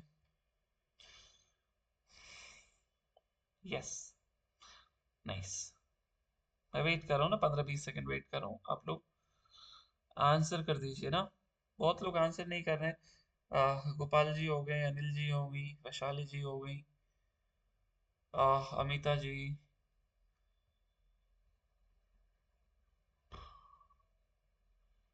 जब ज्यादा लिखना होता है, अच्छा करते हैं मैसेज। हाँ, हाँ, अनिमा जी क्या हुआ, आप बिल्कुल एकदम कट ऑफ हो गए हैं आप। बढ़िया ना। ये देखो, ये कौन से, एक सहित, ये थोड़ा सा है। फिर उसके बाद शुरू होती है सूर्य भेदी, उज्जाई। यहाँ पे देखो शीतकारी नहीं मिलती है, यहाँ पे मिलती है आपको शीतली प्राणायाम, राइट। यहाँ पे शीतली मिलती है, एंड देन सहित सूर्यवेदी उज्जयी शीतली। उसके बाद सारी लगभग लगभग सेम मिलती है, तो भस्त्रिका, भ्रामरी और मूर्छा के बाद देखो यहाँ पे क्या मिल जाती है, केवली मिल जाती है ना। मूर्छा के बाद केवली मिलती है, यहाँ पे प्लाविनी नहीं मिलती है। और यहाँ से बहुत इजी और बहुत बेसिक क्वेश्चन आते हैं कि इनमें से कौन से कुंभक की चर्चा में हट प्रदीपिका और गेरंड संहिता में मिलती है, किसकी नहीं मिलती है। राइट, लाभ पे अब तो अभी मैं नहीं आ रहा हूँ, लाभ के लिए थोड़ा इंतजार करना होगा। अभी पहले मैं देख लूं कि आप लोगों को एटलीस्ट नाम याद है या नहीं है ना। बढ़िया, प्रीति जी, आकांक्षा जी, प्रियंका जी, निवेदिता जी, बहुत अच्छा ना। सूर्यवेदी, सॉरी सहित सूर्यवेदी, उज्जयी, शीतकारी नहीं मिलती है, शीतली, भस्त्रिका, भ्रामरी, मूर्छा एंड केवली मिलती है। राइट, अब देखो आप मुझे हट रत्नावली में बताओ कितने कुंभक मिलते हैं। हट रत्नावली में 9। राइट, बढ़िया।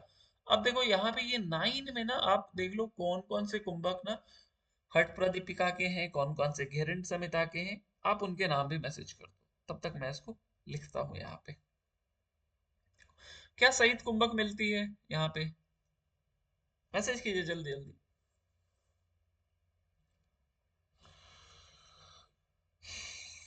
ये बेसिक है ना, देखो अब अगर आपको कुंभक याद हो गए फिर आप उसके नाम, उसके लाभ याद करना शुरू कर दीजिए।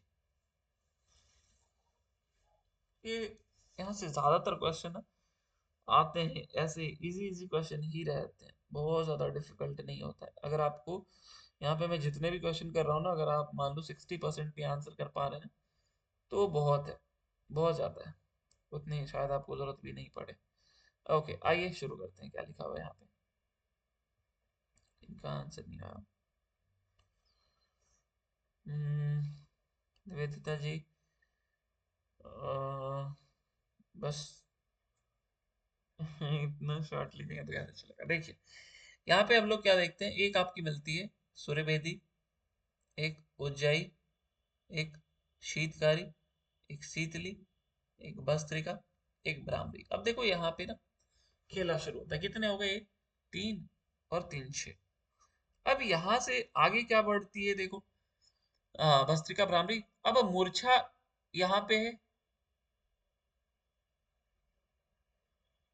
मूर्छा देखो यहाँ पे भी है और यहाँ पे भी है। राइट, मूर्छा यहाँ पे भी, यहाँ पे भी है, तो यहाँ पे मूर्छा होगी। अब देखो यहाँ पे प्लावनी है और यहाँ पे केवली है, तो ये केवली हो गई।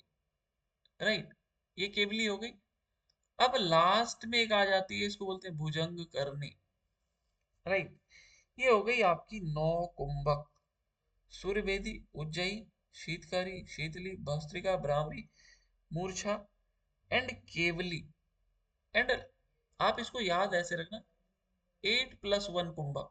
राइट, क्योंकि अगर आप बुक को देखोगे ना तो वहां पे क्या लिखा हुआ है, अष्ट कुंभका। राइट, अष्ट कुंभका एंड भुजंग करनी नवाख्या। तो आप इसको 8+1 करके याद रखिएगा, तब आप बहुत आराम से याद रहेगा कि 1 जो है यही भुजंग करनी है, और इसमें लास्ट में जो है ये केवली आती है, प्लाविनी नहीं आती है। ये आपको याद होना चाहिए। बढ़िया प्रीति जी, ओके, ये 4 हो गए। आप मुझे बताओ वशिष्ठ संहिता में कितने कुंभक मिलते हैं, या क्या बोला कि कितने प्राणायाम ना वहां पे एग्जैक्ट ये बताया, वशिष्ठ संहिता में कितने प्राणायाम बताए गए हैं।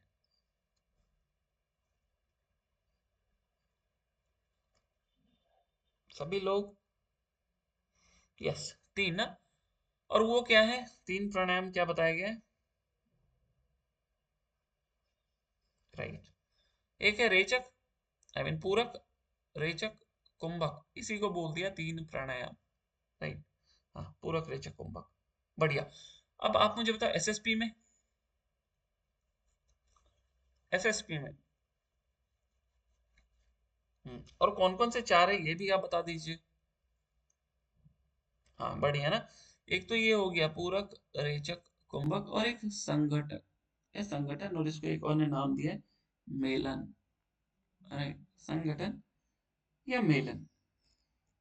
ओके, हाँ, बढ़िया। अब आप एक और बात बताइए कि मुझे एसएसपी में कुछ प्राणायाम के लक्षण बताए गए हैं क्या, प्राणायाम के कुछ लक्षण, एसएसपी में प्राणायाम के कुछ लक्षण बताए गए हैं।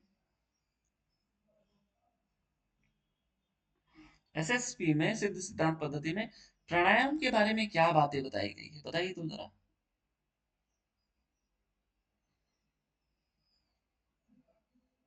यस, प्राणस्य स्थिरता, प्राणस्य स्थिरता, बढ़िया, प्राणस्य स्थिरता बताया गया एसएसपी में। अब आप मुझे बताइए कहाँ चला गया, वशिष्ठ संहिता में कुछ प्राणायाम का फल बताया गया है ना, प्राणायाम का कुछ फल बताया गया वशिष्ठ संहिता में,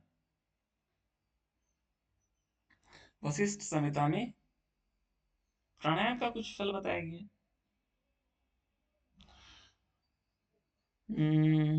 फल फल फल वशिष्ठ संहिता में, जल्दी, किसी का आंसर नहीं आ रहा। नहीं, पातकनाश नहीं, प्राणायाम का फल कुछ बोला गया है, यस, भ्रूण हत्या जैसे पाप, एक मंथ में भ्रूण हत्या जैसे पाप से मुक्ति मिल जाती है, भ्रूण हत्या पाप से मुक्ति। ये क्वेश्चन आया हुआ है वशिष्ठ संहिता के अनुसार, किसका फल बताया गया है, भ्रूण हत्या से मुक्ति मिल जाती है, आसन प्राणायाम प्रत्याहार धारणा ऐसे करके आया, राइट। तो एक महीने में भ्रूण हत्या के पाप से मुक्ति मिल जाती है। 3 3 6, क्या हम लोगों को हट प्रदीपिका ज्ञान संहिता गोरक्ष संहिता में प्राणायाम के बारे में कुछ बताया गया क्या, गोरक्ष संहिता में प्राणायाम के बारे में कुछ बताया गया।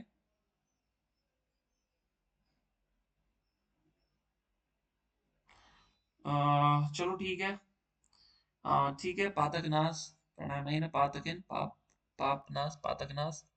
और कुछ बोला गया क्या प्राणायाम के बारे में गोरक्ष संहिता में, गोरक्ष संहिता में प्राणायाम के बारे में नहीं, वहां पे देखो पातकनाश नहीं, इसके रिलेटेड और कुछ बातें याद आ रही किसी को, नहीं, प्रणवाभ्यास, हाँ कह लो ये भी है, प्रणवाभ्यास, प्रणवाभ्यास, ओके। वहां प्राणायाम का क्या रेशियो बताया गया है,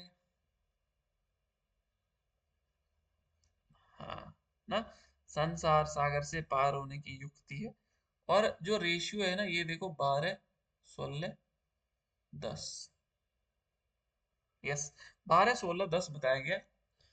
ओके, योग बीज हट प्रदीपिका गेरंड समिता गोरक्ष समिता एसएसपी वशिष्ठ हट रत्नावली, 8 हो गई क्या, कौन सा टेक्स्ट छूट रहा है, हाँ शिव समिता, शिव समिता में प्राणायाम के बारे में कुछ बोला गया क्या,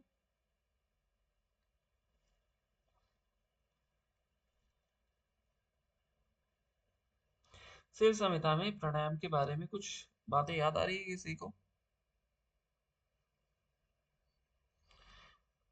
3, और कोई, 20 से 80, हाँ ठीक है गणेश जी, ये भी बातें हैं ना। हाँ वहां पे देखो शिव संहिता में एक्चुअली में, हाँ, पूरक रेचक और कुंभक यही बातें बताई गई। इसके अलावा वहां पे कुछ और भी बातें, इसको हम लोग जब डिटेल अभी देखेंगे ना, फिर इस पे हम लोग बात करेंगे। देखो ये मोटा मोटा था, इतना सबको आना चाहिए, राइट। ये जो क्वेश्चन जिन्होंने आंसर नहीं दिया, आप इसके रिकॉर्डिंग को बैठ करके अपने नोट्स को ले करके देखिएगा, तो आपको लगेगा कि हाँ अब आपको चीजें समझ में आ रही। इस पेज जो आपको अभी पेज प्रेजेंट हो रहा है, इतना आपको पता होना चाहिए, ताकि अब जब हम डिटेल पढ़ेंगे किसके क्या लाभ बताए गए, तो वो आपको याद करना बहुत मुश्किल होगा। देखो ये है आपकी योग बीज की स्क्रीनशॉट, क्या बोला गया, तथा सूर्य भेद, सूर्य भेद, उज्जैई, शीतली और भस्त्रिका, राइट, ये 4 कुंभक बताए गए योग बीज में, राइट, योग बीज में। इसके अलावा देखो घेरंड, सॉरी गोरक्ष संहिता में, राइट, देखो नाड़ी शुद्धि की जो विधि है ना, नाड़ी शुद्धि की विधि एक ही कॉमन है, जिसको हम लोग नाड़ी शोधन प्राणायाम बोल देते हैं, और इसी को हम लोग घेरंड संहिता में वात क्रम कपाल भाती बोले थे। हमेशा नाड़ी शुद्धि की एक ही विधि रहती है, लेफ्ट से लिया, राइट से छोड़ा, राइट से लिया और लेफ्ट से छोड़ा। ये अलग अलग रेशियो हो जाता है, कहीं आपको 16 64 और 32 मिलती है, और कहीं आपको 12 16, सॉरी 12 16 और 10 मिलता है, राइट। तो अलग अलग जगहों पे अलग अलग बातें बताई गई है। एक बात और आप ध्यान रखना, अगर कहीं पे आपको 12 मात्रा प्राणायाम दिखता है ना, 12 16 10, तो उसको हम लोग एक अन्य नाम देते हैं और इसी को बोलते हैं ओमकार प्राणायाम, राइट। अगर कहीं पे 12 16 10 रेशियो दिखता है, जो अभी थोड़ी देर पहले मैं पूछ रहा था गोरख संहिता में, तो अगर आपको कहीं दिखे ना ओमकार प्राणायाम, अगर आप थोड़ा ध्यान से समझेंगे, तो जब आप घेरंड संहिता पढ़ते हैं तो वहां पे भी आपको ये ओमकार प्राणायाम बताया गया, और जब आप उसके रेशियो को देखते हो तो वो 12 16 10 ही रहता है। यही चीज आप वशिष्ठ संहिता में भी देखने को मिलेगी, 12 16 10। 12 मात्रा प्राणायाम मीन्स ओमकार प्राणायाम, राइट। ये सिंपल सा है, याद रखिएगा। ओके, अब देखो सेम विधि है। बद्ध पद्मासन में बैठ गए, फिर योगी प्राणम चंद्रेन पूरयेत, चंद्र से पूरक किए, फिर भूय सूर्येन रेचयेत, सूर्य से रेचन कर दिए, फिर क्या बोला, पुनः चंद्रे, सॉरी यहाँ ना,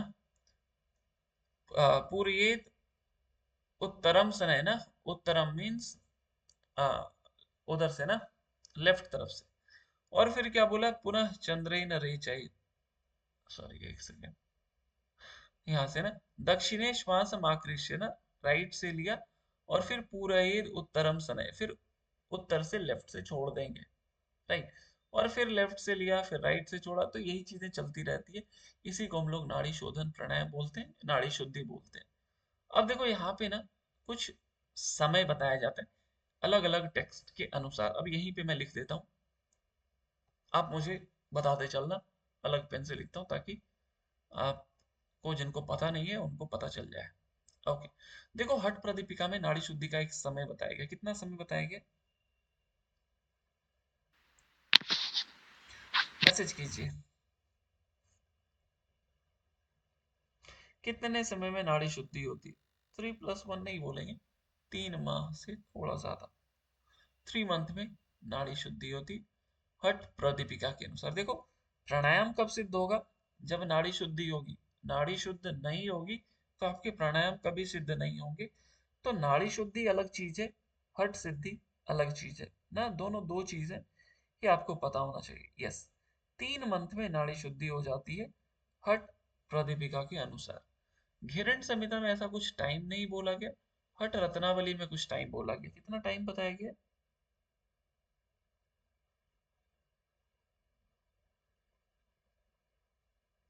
हाँ, बढ़िया ना। यहाँ पे भी आपके 3 मंथ बताए गए, हठ रत्नावली में 3 मंथ, राइट। वशिष्ठ संहिता में कितना बताया गया है?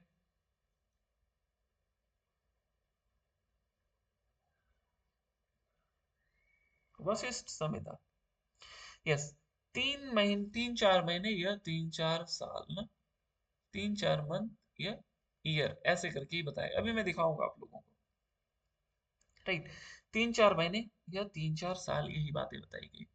एसएसपी में ऐसा कुछ बताया गया क्या, सिद्ध सिद्धांत पद्धति में कोई टाइम? एसएसपी में नहीं, एसएसपी में देखो नाड़ी शुद्धि की चर्चा हम लोगों को मिलती ही नहीं, राइट, कोई चर्चा नहीं मिलती। घेरंड, सॉरी, गोरक्ष संहिता में कुछ समय बताया गया क्या, गोरक्ष संहिता में?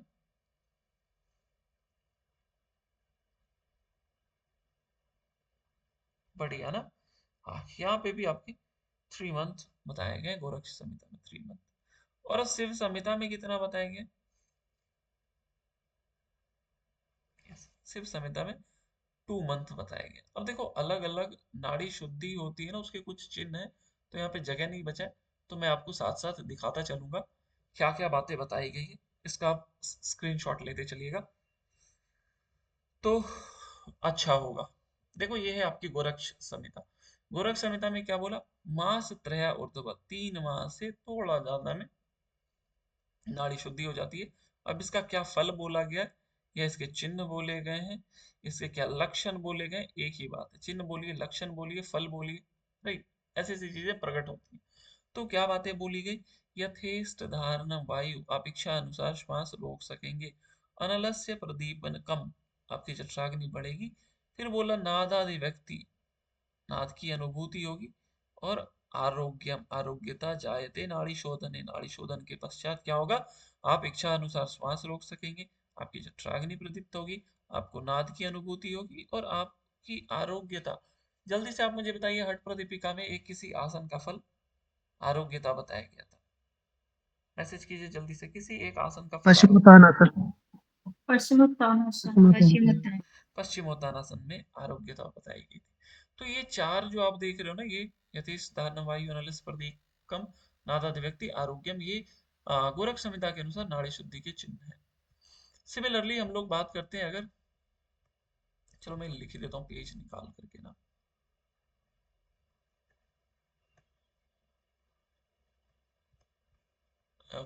जिनको पता है अच्छी बात है, रिवाइज हो जाएगी। आप मैसेज करते रहिए तो, ताकि मुझे लिखने में ना, आप भी मैसेज कीजिए, आपको लिखने में भी समय लगेगा, मुझे भी समय लगेगा। अभी हम लोग बात करते हैं शिव संहिता। शिव संहिता के नाड़ी शुद्धि का टाइम अभी देखा 2 मंथ। अब इसके चिन्ह मैसेज कीजिए तो, शिव संहिता में चिन्ह क्या बताएंगे। चलो मैं हिंदी में डिटेल में लिख देता हूँ, आप उसको लिख दीजिए। समकाय, सुगंधित, सुकांति और स्वर साधक। आया किसी का जवाब? हाँ बढ़िया ना। हाँ, समकाय सुगंधित, दुकांति नहीं बोलेंगे आकांक्षा जी, सुकांति और सर वो ऑटो करेक्ट हो गया। समझ गया ना। यस, ये 2 महीने में हो जाते हैं। अब लगे हाथ, आप मुझे वशिष्ठ संहिता के बता देना, जो लिख रहे हैं उनको भेज दीजिएगा, फिर आप वशिष्ठ संहिता। चलो मैं 1 मिनट का समय देता हूँ, उसके बाद में लिखूंगा, आप तब तक टाइप करके भेजिए वशिष्ठ संहिता का।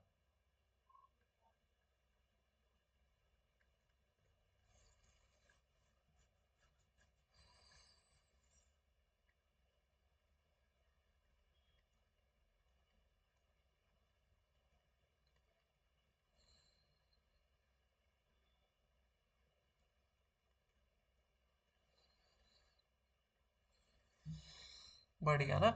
लघुता, कांति नहीं होगा ना, आरती जी कांति नहीं, लघुता, दीप्ति, क्या क्या लिखती हैं आप, लघुता, दीप्ति, जठराग्नि एंड नादादिव्यक्ति। लघुता, दीप्ति, जठरा, हाँ बढ़िया रेणुका जी ना। ये 4 बातें बताई गई है ना, 3-4 महीने या 3-4 साल। हट प्रदीपिका की आप जल्दी से कर दे तो, हट प्रदीपिका में क्या बातें बताई गई है। 3 मंथ और क्या क्या चिन्ह है।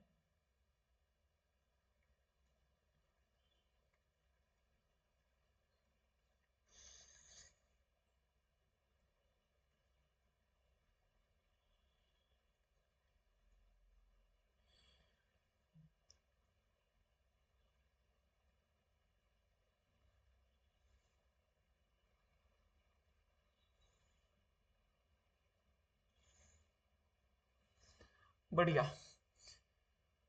कायस्य कृष्ता कांतिस तथा यथेष्ट धारण वायु अनलस्य प्रदीपनम नादादि व्यक्ति और आरोग्यम। बहुत बढ़िया। ये 6 चिन्ह यहाँ पे, 4 यहाँ पे, 4 यहाँ पे।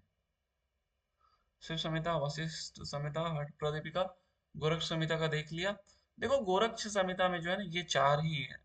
ऊपर के 2 काट दो हठ प्रदीपिका के, यथेष्ट धारण वायु अनलस्य प्रदीपना नादादि व्यक्ति आरोग्यम, जो हाईलाइट किया ना, ये आपके गोरक्ष संहिता में मिलते हैं ये चिन्ह। ओके। हाँ, हठ रत्नावली में बिल्कुल सेम है जो आपके हठ प्रदीपिका में है ना। तो हठ प्रदीपिका इज इक्वल टू हठ रत्नावली इज इक्वल टू नाड़ु नाड़ी शुद्धि चिन्ह, राइट। ओके। अब देखो एसएसपी में ऐसा कुछ नहीं मिलता, घेरन संहिता में ऐसा कुछ नहीं मिलता, योग बीज में ऐसा कुछ भी नहीं मिलता, राइट, और कहीं नहीं मिलती है। अब देखो, आइए वापस से आते हैं, हम लोग यहाँ पे प्राणायाम की बात कर रहे थे।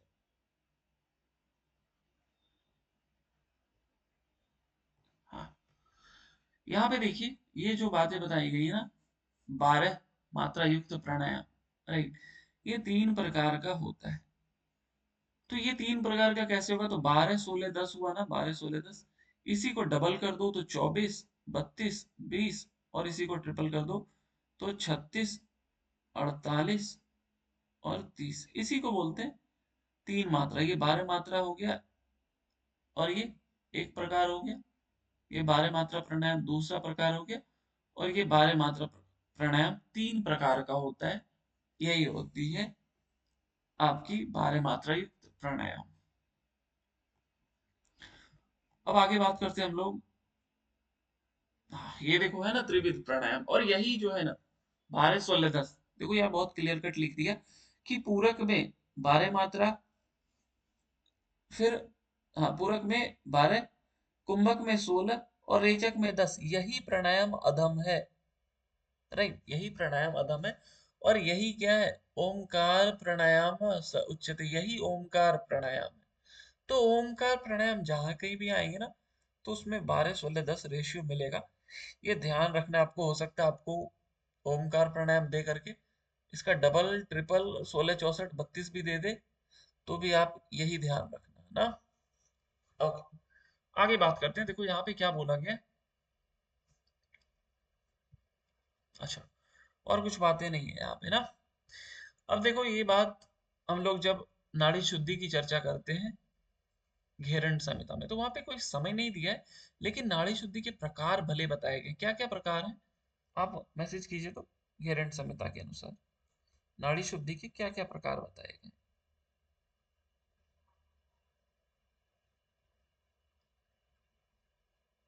हाँ, नाम भी।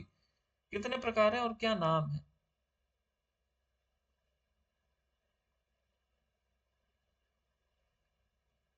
बढ़िया। हाँ, ये 2 प्रकार हैं। एक है आपकी सैमनु, सैमनु, और एक है निर्मल।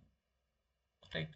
देखो देखा जाए तो प्राणायाम अगर आप पढ़ने बैठोगे ना, पूरा प्राणायाम कंप्लीट करने में ही आपको, मुझे लगता है 4 घंटे पढ़ोगे तब जाकर के आप किसी निष्कर्ष तक पहुंचेंगे।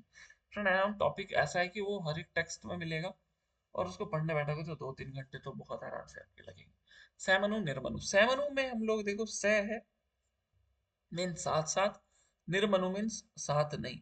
तो ये बिना बीज अक्षर के, बिना बीज मंत्र के चलेंगे, बीज मंत्र, और ये बीज मंत्र के साथ चलेंगे। सैमनु निर्मनु बिना बीज मंत्र के। राइट। अब देखो यहाँ पे क्या बोला गया है, बहुत क्लियर कट लिख दी गई है कि बीजेन सैमनु, बीज अक्षर के साथ, बीजेन तृतीया विभक्ति है ना, तो बीजेन मीन्स बीज अक्षर के साथ करो तो सैमनु, और कुर्यात निर्मनु धौति कर्मना, और धौति कर्म से जो शुद्धि होती है उसको हम लोग निर्मनु बोल देते हैं। राइट, जो आपने धौति कर्म किया ना, दो तिर्वस्तिस तथा नेति लौल की त्राट का कपालभाति, उससे भी आपकी नाड़ी की शुद्धि होती है। तो वो शुद्धि जो हुई वो निर्मनु हो गई। राइट। अब देखो आपसे पूछा जा सकता है कि धौति कर्म से होने वाली शुद्धि क्या है? सगर्भ, निगर्भ, सैमनु, निर्मनु। तो ये याद रखिएगा, ये निर्मनु है। राइट। आगे बात करते हैं। ये 8 कुंभक अभी हम लोगों ने देखा, सहित, सूर्यभेद, उज्जयी, शीतकारी, सॉरी शीतली, भस्त्रिका, ब्राह्मणी, मूर्छा और केवली। अब देखो सहित के भी 2 भेद बताए गए हैं। क्या क्या बताए गए हैं सहित के? मैसेज कीजिए तो।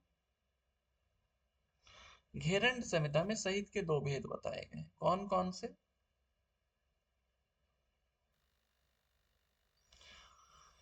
यस, सगर्भ एंड निगर्भ। अब ये क्या चीज है भाई? ये भी पता होना चाहिए।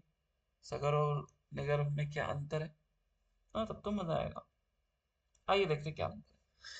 सगर्भ के लिए क्या बोल दिया गया है कि ये किस में करना है? तो सुख आसन। ये एक ऐसा अभ्यास है जिसको आप सुखासन में करोगे। ये बात बहुत इंपॉर्टेंट है। ठीक, सुखासन में बैठ गए। अब आगे क्या बोला गया कि यहाँ पे आप बेसिकली क्या कर रहे हैं? नाड़ी शुद्धि कर रहे हैं, मीन्स नाड़ी शोधन प्राणायाम कर रहे हो। कैसे? तो 16 64 32 के मात्रा से, 16 64 32 मात्रा से आप क्या कर रहे हो? प्राणायाम कर रहे हो। इसको हम लोग बोले सगर्भ प्राणायाम। सगर्भ अभी देखा था बीज अक्षर के साथ, तो बीज अक्षर क्या हो गया? अ उ सॉरी 16 64 32, मतलब आपको ध्यान करना है। राइट, किसका ध्यान करना है? तो सत्व हरि का, सॉरी ब्रह्मा का, हरि का और शिव का। इसके नीचे जाओगे ना तो फिर आपको वो बीज अक्षर भी दिखेगा, हम ठम रम। उससे कभी क्वेश्चन नहीं आया तो मैं उसको बताऊंगा नहीं, लेकिन अगर आप पढ़ना चाहते हैं तो आप घेरंड संहिता की प्लेलिस्ट में चले जाइएगा यूट्यूब पे, वहां पे मैंने बहुत डिटेल में बताया है, राइट। कुछ कुछ बीज अक्षर हैं, हम ठम, इस तरीके से आ, महाभूतों के बीज अक्षर के साथ, ये सगर्भ है ना, तो यहाँ पे भी कोई बीज अक्षर चलेगा। तो यहाँ पे कौन बीज अक्षर चलेंगे, तो महाभूतों के जो बीज अक्षर हैं वो चलेंगे, और जो मात्रा चलेगा 16, 64, 32। तो ये जो प्राणायाम बनेगा ये आपके सगर्भ प्राणायाम बन जाएंगे। अब निगर्भ में क्या होगा, तो ये आपके बिना बीजेन जायते, बिना बीज अक्षर के चलेंगे, राइट, बिना बीज अक्षर के चलेंगे। और ये चलेंगी कैसे, तो देखो क्या बोला गया, यहाँ पे मात्रा की चर्चा बोला गया है, और यहाँ पे क्या बोला है कि आपको क्या करना है, ये 100 बार, राइट। ये कितनी बार करने हैं, तो ये 100 बार करना है। अब देखो 100 बार हम लोगों ने एक और अभ्यास को किया था, इसको मैंने बोला था अग्निसार, राइट। अग्निसार क्रिया को भी 100 बार करना है। और इस निगर्भ प्राणायाम, निगर्भ प्राणायाम, देखो ये निर्मनु नहीं है, सैमनु नहीं है, सगर्भ नहीं है, ये निगर्भ प्राणायाम है, और इसको 1 से 100 मात्रा तक लेकर के जाना, मतलब आपको पूरक, रेचक और कुंभक करनी है। कितनी बार, तो 100 बार, राइट। ओके, अब देखिए यहाँ पे, हाँ, सूर्य वेदी आती है, तो सहित के दो भेद हो गए, सगर्भ और, सॉरी, हाँ, सगर्भ और निगर्भ, ये घेरंड संहिता के प्राणायाम है सगर्भ। आगे बात करते हैं सूर्य वेदी। तो सूर्य वेदी में देखो आपको मैंने क्या क्या लाभ बताया था, अच्छा अभी तो बताया नहीं, आइए पहले यही देखते हैं, फिर प्रतिपिका में देखेंगे। यहाँ पे एक चीज, बात, बहुत अनोखा बात बताया गया, देखो, उद्गारे नाग, नाग का कार्य उद्गार तो बताया गया है, राइट, नाग का कार्य डकार बताया गया, लेकिन एक और बात है कि नागो गृहति चैतन्यम, नाग से चैतन्यता कौन से स्नेह से आती है, और ये नाग वही उपप्राण है ना, नाग कुर्म कृकल देवदत्त धनंजय, ये वही नाग है, आपके उपप्राण है, इससे चैतन्यता आती है। बाकी और इसमें कुछ इंपॉर्टेंट नहीं है, यहाँ पे सिंपली मैं आपको लाभ दिखाना चाहता हूँ। इनसे ना सूर्य वेदी से कुंडलिनी जागरण बताई गई है, राइट। कुंडलिनी जागरण, जठराग्नि प्रदीप्त, जरा मृत्यु नाश, यही सारे लाभ बताए गए। बाकी यहाँ पे बेसिकली प्राणों की चर्चा की गई है, प्राण, उपप्राण, उसके कार्य वगैरह वगैरह, और कुछ भी नहीं है। मेन लाभ यही है, कुंडलिनी जागरण और जठराग्नि प्रदीप्त। अब देखो उज्जयी के लिए क्या बोला गया, ये वर्ड याद रखना, सर्व कार्यानि साधयेत्, ये डायरेक्ट दे देगा किस कुंभक का फल बताया गया। ऐसी लाइन और कहीं किसी कुंभक में घेरंड संहिता में नहीं दिखती है। सर्व कार्यानि साधयेत्, this only written in Ujjayi pranayama. इसके अलावा देखो यहाँ पे क्या बोला गया है कि यहाँ पे करना क्या है, सॉरी, इसका क्या फल बताया गया, तो आम वात क्षय कासु ज्वर प्लीहना विद्यते, बहुत मिलता जुलता लाभ आपको वो हठ प्रदीपिका में भी देखने को मिलेंगे, ऐसा ही। तो यहाँ पे क्या करता है, देखो, आम वात मीन्स अमाशय से संबंधित रोगों को क्षय करता है। कास, खांसी, ज्वर, बुखार, एक ज्वर अभी जस्ट हम लोगों ने देखा था, कहाँ था, तो बस्ती में सर, हाँ, बस्ती में सर। शीतक्रम में। शीत कर्म शीत, कपालभाति, राइट, शीत कर्म कपालभाति में देखा था। अब देखो यहाँ पे क्या बोला गया, एक तो ये हो गया। अब देखो भवेत कफ रोगश्च, राइट, कफ रोगों को दूर करता है ना, भवेत कफ रोगश्च क्रूर वायु अजीर्णकम। तो अब देखो कफ दोष कहाँ कहाँ मिल गए, मैं जल्दी जल्दी बोल देता हूँ। सबसे पहले आपको मिला जीवा शोधन, फिर मिला कपालरंध्र, फिर मिला नीति, फिर मिला, बोलते जाइए आप लोग। ज्यादा है कपड़ा है ये ना, आज का करवे। रेणुका जी माइक को म्यूट कर लीजिए ना, राइट। एक हो गई जीवा शोधन, एक हो गई कर्णरंध्र, एक हो गई नेति, और बाकी कफ आपके कपाल भाती ना, यहाँ मिला। अब एक और आप इसमें कर लीजिए उज्जयी, हाँ, बस्ती में नहीं था ना, राइट, ओके। अब देखिए यहाँ पे यही हो गई, दो चीज बात याद रखिएगा, कफ रोग और आम वात क्षयकास ज्वर प्लीहना विद्यते, ये आपकी उज्जयी प्राणायाम की लाभ। शीतली के लिए ना देखो, ये कफ और पित्त, ये दोनों बातें बता दी गई, कफ और पित्त, ये इंपॉर्टेंट है, बहुत ज्यादा इंपॉर्टेंट है। तो यहाँ पे कफ और पित्त साथ में आप लिख दीजिए। हृदय धौती, तो हृदय धौती के कफ और पित्त हो गए, और शीतली प्राणायाम के कफ और पित्त हो गए। बाकी इसमें ऐसा कुछ भी इम्पोर्टेंट नहीं है, राइट, कुछ भी इम्पोर्टेंट नहीं है। विधि बिल्कुल सेम है ना, शीतली प्राणायाम जीवा से हम लोग श्वास लेते हैं, फिर मुख से छोड़ देते, सॉरी नासिका से छोड़ देते हैं। बस इसका फल ये याद रखिएगा, कफ और पित्त, और कुछ भी इम्पोर्टेंट नहीं है। शीतली प्राणायाम गहन संहिता। भस्त्रिका की बात करते हैं, तो भस्त्रिका में देखो ये क्या बोला गया कि त्रिवारम, 3 बार करना है इस अभ्यास को।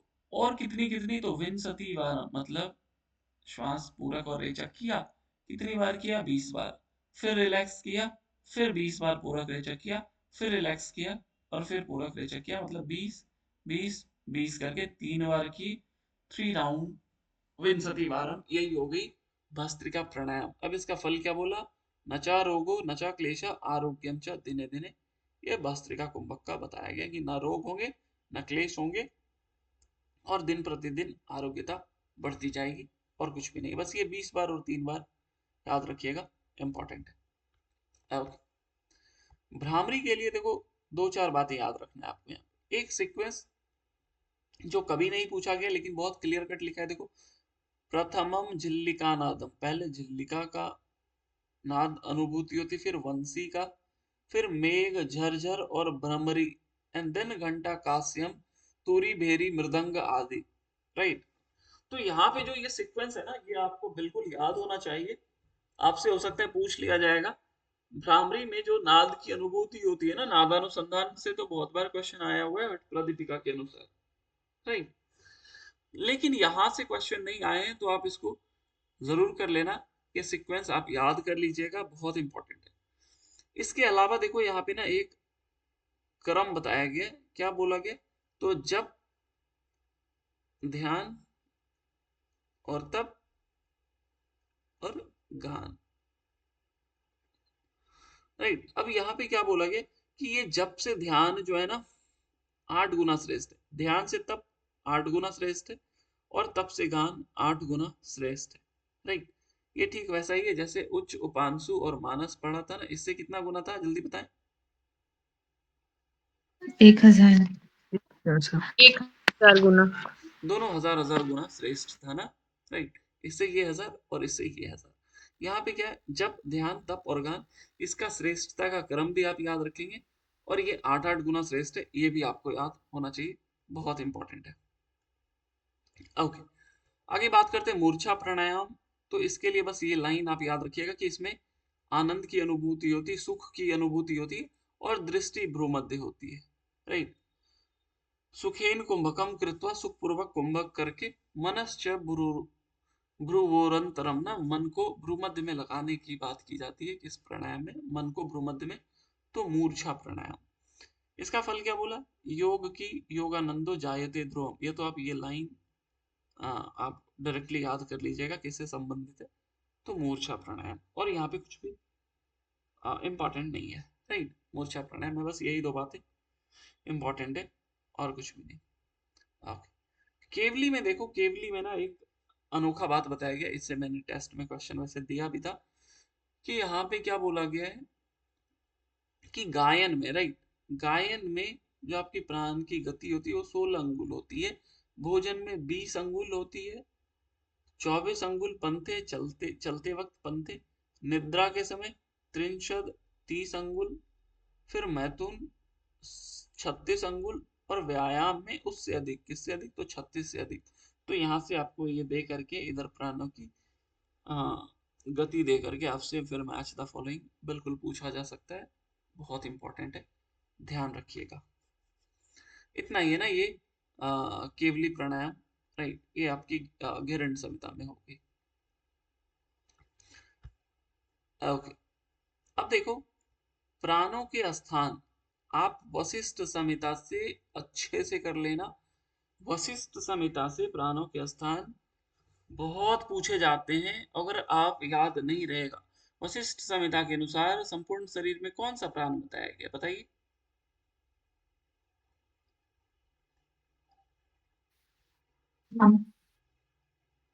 देखो आंसर नहीं आ रहे ना, व्यान ठीक है। सर। नहीं, फालतू फालतू नहीं बोले। समान बोला गया, व्यान नहीं बोला गया है। वशिष्ठ संहिता के अनुसार संपूर्ण शरीर में समान का स्थान बताया गया, इसलिए प्राणों के बारे में आप वशिष्ठ संहिता पढ़ो, वहीं से क्वेश्चन आते हैं। आइए एक एक बात को देखते हैं। देखो सबसे पहले प्राण का स्थान बोला गया, तो प्राण के लिए क्या बोल दिया गया, तो नासिका, मुख, हृदय और नाभि मंडल। और साथ में क्या बोला, तो ये पांव के अंगूठे में भी रहता है। ये 5 जगह हो गए, मुख, नासिका, हृदय, नाभि और पांव का अंगूठा। सिमिलरली अपान की बात करें तो देखो, गुदा, उरु, लिंग, अंडकोश, जानु, जंगा, पेट, कटी, नाभि, मूल। ऊपर में क्या था, नाभि मंडल, राइट। ऊपर में क्या था, नाभि मंडल। अपान में क्या है, नाभि मूल। ऐसे वर्ड देते हैं कंफ्यूज करने के लिए आपको। तो अपान का तो बहुत हद तक आप बता ही दोगे कहाँ रहता है, जो आपको कंफ्यूजन लगे। जैसे अगर आपसे पूछ लिया जाए नाभि मूल, तो थोड़ा सा सोचना पड़ जाएगा कि कहीं ये समान तो नहीं है, या कहीं अपान तो नहीं है, कहीं ये प्राण तो नहीं है। तो थोड़ा सा इसको ध्यान रखिएगा, नाभि मूल। बाकी एक ये जानू वगैरह याद रख लीजिएगा, जंघा याद रख लीजिएगा, ये दोनों चीजें याद रख लीजिएगा, बाकी आप आराम से बता दोगे। सिमिलरली व्यान की बात करते हैं, तो व्यान देखो, ग्रीवा अस्थि गले में, टखनों में, नाक में, आंख में, गर्दन में, इन इन इन जगहों पे बताया गया, राइट। व्यान कान और आंख के मध्य में, राइट। तो व्यान संपूर्ण शरीर में नहीं है, व्यान यहाँ बताया गया। ये मैं वशिष्ठ संहिता की बात कर रहा हूँ। अन्य टेक्स्ट में जो कॉमन रहता है, जो आपको याद रहता है, तो वो तो याद खैर रहेगा ही रहेगा, बट आप वशिष्ठ संहिता से पढ़ना, जिससे क्वेश्चन आते हैं। अब देखो उदाहरण के लिए क्या बोला, तो सर्व संधि और पादयोर हस्तयोर अपि, सभी संधि हाथ और पैर में, हाँ, सभी संधि जोड़ों में और पांव और हाथ में, लेकिन समान सदा देह में व्यवस्थित रूप में व्याप्त रहता है, और यही समान जो है वह 72,000 नाड़ियों में संचरण करता है, यही एकमात्र समान, राइट। इसको ध्यान रखिएगा। अब देखो ये इसके समय हो गए 3-4 महीने या 3-4 साल में नाड़ी शुद्धि हो जाती है। इसके फल बताए गए, लघुता, शरीर लघुता, लघुता का अर्थ शरीर से ही होता है, दीप्ति, जठराग्नि और नादादि व्यक्ति, ये आपके नाड़ी शुद्धि के चिन्ह हैं वशिष्ठ संहिता के अनुसार, जो कि बहुत इंपॉर्टेंट है। चिन्ह से देखो क्वेश्चन बहुत कम आए हैं, तो संभावित है कि क्वेश्चन बिल्कुल आपसे पूछे जा सकेंगे। सीक्वेंस भी पूछा जा सकता है, चिन्ह के नाम दे करके भी पूछे जा सकते हैं, समय भी पूछे जा सकते हैं, कुछ भी पूछा जा सकता है, क्योंकि ये पहले कभी पूछा नहीं गया है। अब देखो यहाँ पे ना ओमकार युक्त प्राणायाम की चर्चा की जा रही है, और जहां कहीं भी ओमकार युक्त प्राणायाम होगा तो 12, 16, 10 होगा, इसको ध्यान रखिएगा, राइट। ये बहुत इंपॉर्टेंट बात है, ये मतलब कंक्लूजन है एक तरीके का। अब यहाँ से क्वेश्चन आती है वशिष्ठ संहिता से ना, यहाँ पे 3 देवियां, अकार, उकार और मकार, राइट। ये 3 देवियां की चर्चा मिलती है, इनके कुछ कुछ गुण बताए गए हैं, इनके कुछ कुछ वर्ण बताए गए, इनके कुछ कुछ उम्र बताई गई है, तो ये आप याद रखिएगा। देखिए आकार, आकार के जो देवी हैं, इनको क्या बोला, रक्त आंगी, मतलब इनके जो वर्ण है वो लाल है, तो बट आप ये रक्त वर्ण ही याद रखिएगा, राइट। रक्तांगी, इनकी वाहिनी, सवारी, हंस, और क्या बोला, दंड हस्ता, इनके हाथों में दंड है। तो ये डायरेक्ट क्वेश्चन दे देगा, दंड हस्ता कौन सी देवी है, अकार, उकार, मकार, अर्धमात्रा वगैरह वगैरह देगा, कुछ भी कंफ्यूज करने के लिए। तो याद रखिएगा ये आकार, आकार की बात की जा रही है। सिमिलरली आपसे हो सकता है पूछ लिया जाए सती बाला, राइट, 16 साल की बाला, इसके लिए वर्ड यूज की गई है अकार, उकार, मकार, तो ये आकार की बात की गई है। ऐसे ही आपसे पूछा जा सकता है कि चक्रधारिणी कौन सी देवी के लिए बोला गया है, तो ये है आपकी उकार। अब इस देवी का नाम क्या बोला गया है, तो देखो इनको, इनके देखो चक्रधारिणी, राइट, इनका ऐसा कुछ स्पेसिफिक नेम नहीं दिया गया, जैसे ऊपर पे आपने देखा था ना गायत्री, या नीचे आप देखोगे सावित्री, राइट। यहाँ पे कुछ ऐसा स्पेसिफिक नेम नहीं दिया गया, आप इनको इन्हीं नाम से उकार की देवी कह लो, राइट, उकार की देवी कह लो, उकार ना, उकार की देवी कह लो। और इनके बारे में जो बातें बताई गई, ये क्या बोला गया कि ये गरुड़ वाहिनी है, राइट। गरुड़ गरुड़ की सवारी करते हैं, मतलब लक्ष्मी माता की बात की जा रही है। और इनके देवता जो है वो चक्रधारिणी। इनकी उम्र कैसी बताई गई, तो ये देखो, इसको तोड़ करके पढ़ोगे ना तो आपको ये मिल जाएगा। तीर, राइट ना। उकार मूर्ति त्वच तथा युवती मीन्स ये 30 वर्ष की है। ऊपर पे देखा, ऊपर पे बाला लिखा है, बट हम लोग जानते हैं बाला को 16 साल ही कहते हैं ना। अब यहाँ पे 30 वर्ष की बात की गई है। और नेक्स्ट तीसरी जो देवी है, जो मकार की देवी है, अकार उकार मकार, इनके बारे में क्या बोला गया है कि ये सूल हस्ता, जैसे दंड हस्ता ऊपर हो गया, ये क्या है, सूल हस्ता, मतलब हाथ में त्रिशूल कह लो, हाथ में जिसके त्रिशूल हो दैट इज सूल हस्ता। और क्या बोला गया, ये वृद्धा ना, वृद्धा बताई गई, मतलब ये बूढ़ी है। वृषभ वाहिनी, जैसे गरुड़ वाहिनी हो गई, ये वृषभ वाहिनी हो गई। त्रिलोचना, ये डायरेक्ट दे सकता है, पूछ लिया जाएगा। और ये देखिए, यहाँ पे दो नाम इनके बताए गए, एक माहेश्वरी और एक पश्चिमा, राइट। हो सकता है आपको पूछ लिया जाएगा कि जो पश्चिमा देवी हैं वो आकार की है, उकार की है या मकार की है।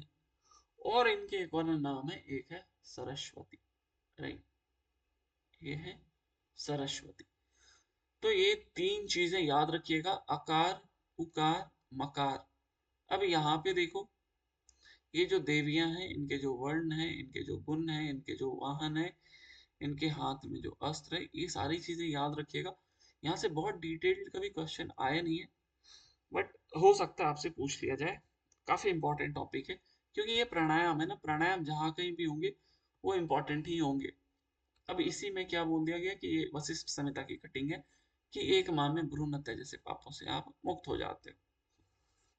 ये देखो, ये सुपर इंपॉर्टेंट है, इसको याद रखिएगा कि प्राणायाम में हम लोग क्या करते हैं, एक प्राण को डायरेक्ट कर सकते हैं ना। प्राणायाम क्यों करते हैं, ताकि हम लोग प्राण को दिशा निर्देश कर सके।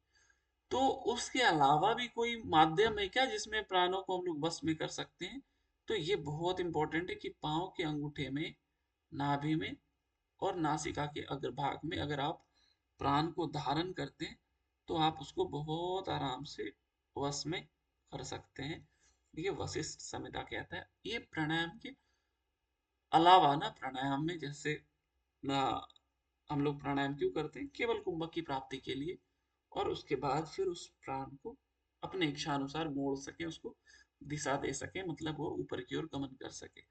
तो यहाँ पे एक अन्य मेथड बताया गया कि अगर आप पैर के अंगूठे में, नाभि में और नासिका के अग्रभाग दे दिया जाएगा, पूछ लिया जाएगा इनमें से कहाँ पे प्राण को धारण करने से वश में किया जा सकता है, तो ये तीन चीज याद रखिएगा। ऐसी चीजें हम लोग एक जगह और पढ़ने वाले हैं, तो ये इंपॉर्टेंट है। तो यहाँ पे प्राण को धारण करने से आप उसको वश में कर सकते हैं। ओके, ठीक है ना, आज हम लोग ने इतना ही रखते हैं, फिर मिलते हैं दोबारा से किसी दिन। एक बार ये रात वाला क्लास खत्म हो जाएगा ना, तो फिर मैं दिन में, ये हो सकता है ये 2 घंटे को 4 घंटे में बदल दूँ, राइट। तो अभी हम लोग इतने रखते हैं, मिलते हैं कि क्लास कल फिर से दोबारा 2 बजे करेंगे कंटिन्यू, क्योंकि अब ज़्यादा कुछ नहीं बचा। जो टाइम आपका लगता है वो आसन प्राणायाम मुद्रा मुद्रा में लगेगा थोड़ा टाइम, तो कल मान करके मैं चलता हूँ कि शायद ये खत्म हो जाएगी यूनिट 5, फिर हम लोग दूसरा यूनिट शुरू करेंगे। मिलते हैं कल दोबारा से 2 बजे। लिंक सेम रहेगा, लिंक में कोई चेंजेस नहीं होंगे, टाइम वही रहेगी, ठीक है। आज इतना ही रखते हैं, हरिओम, मिलते हैं 8 बजे। हरिओम सर। हरिओम सर। ओम सर। आज टेस्ट होगा हरिओम क्या सर। इसका, यूनिट 6 का? हाँ, यूनिट 6 का है। जी सर।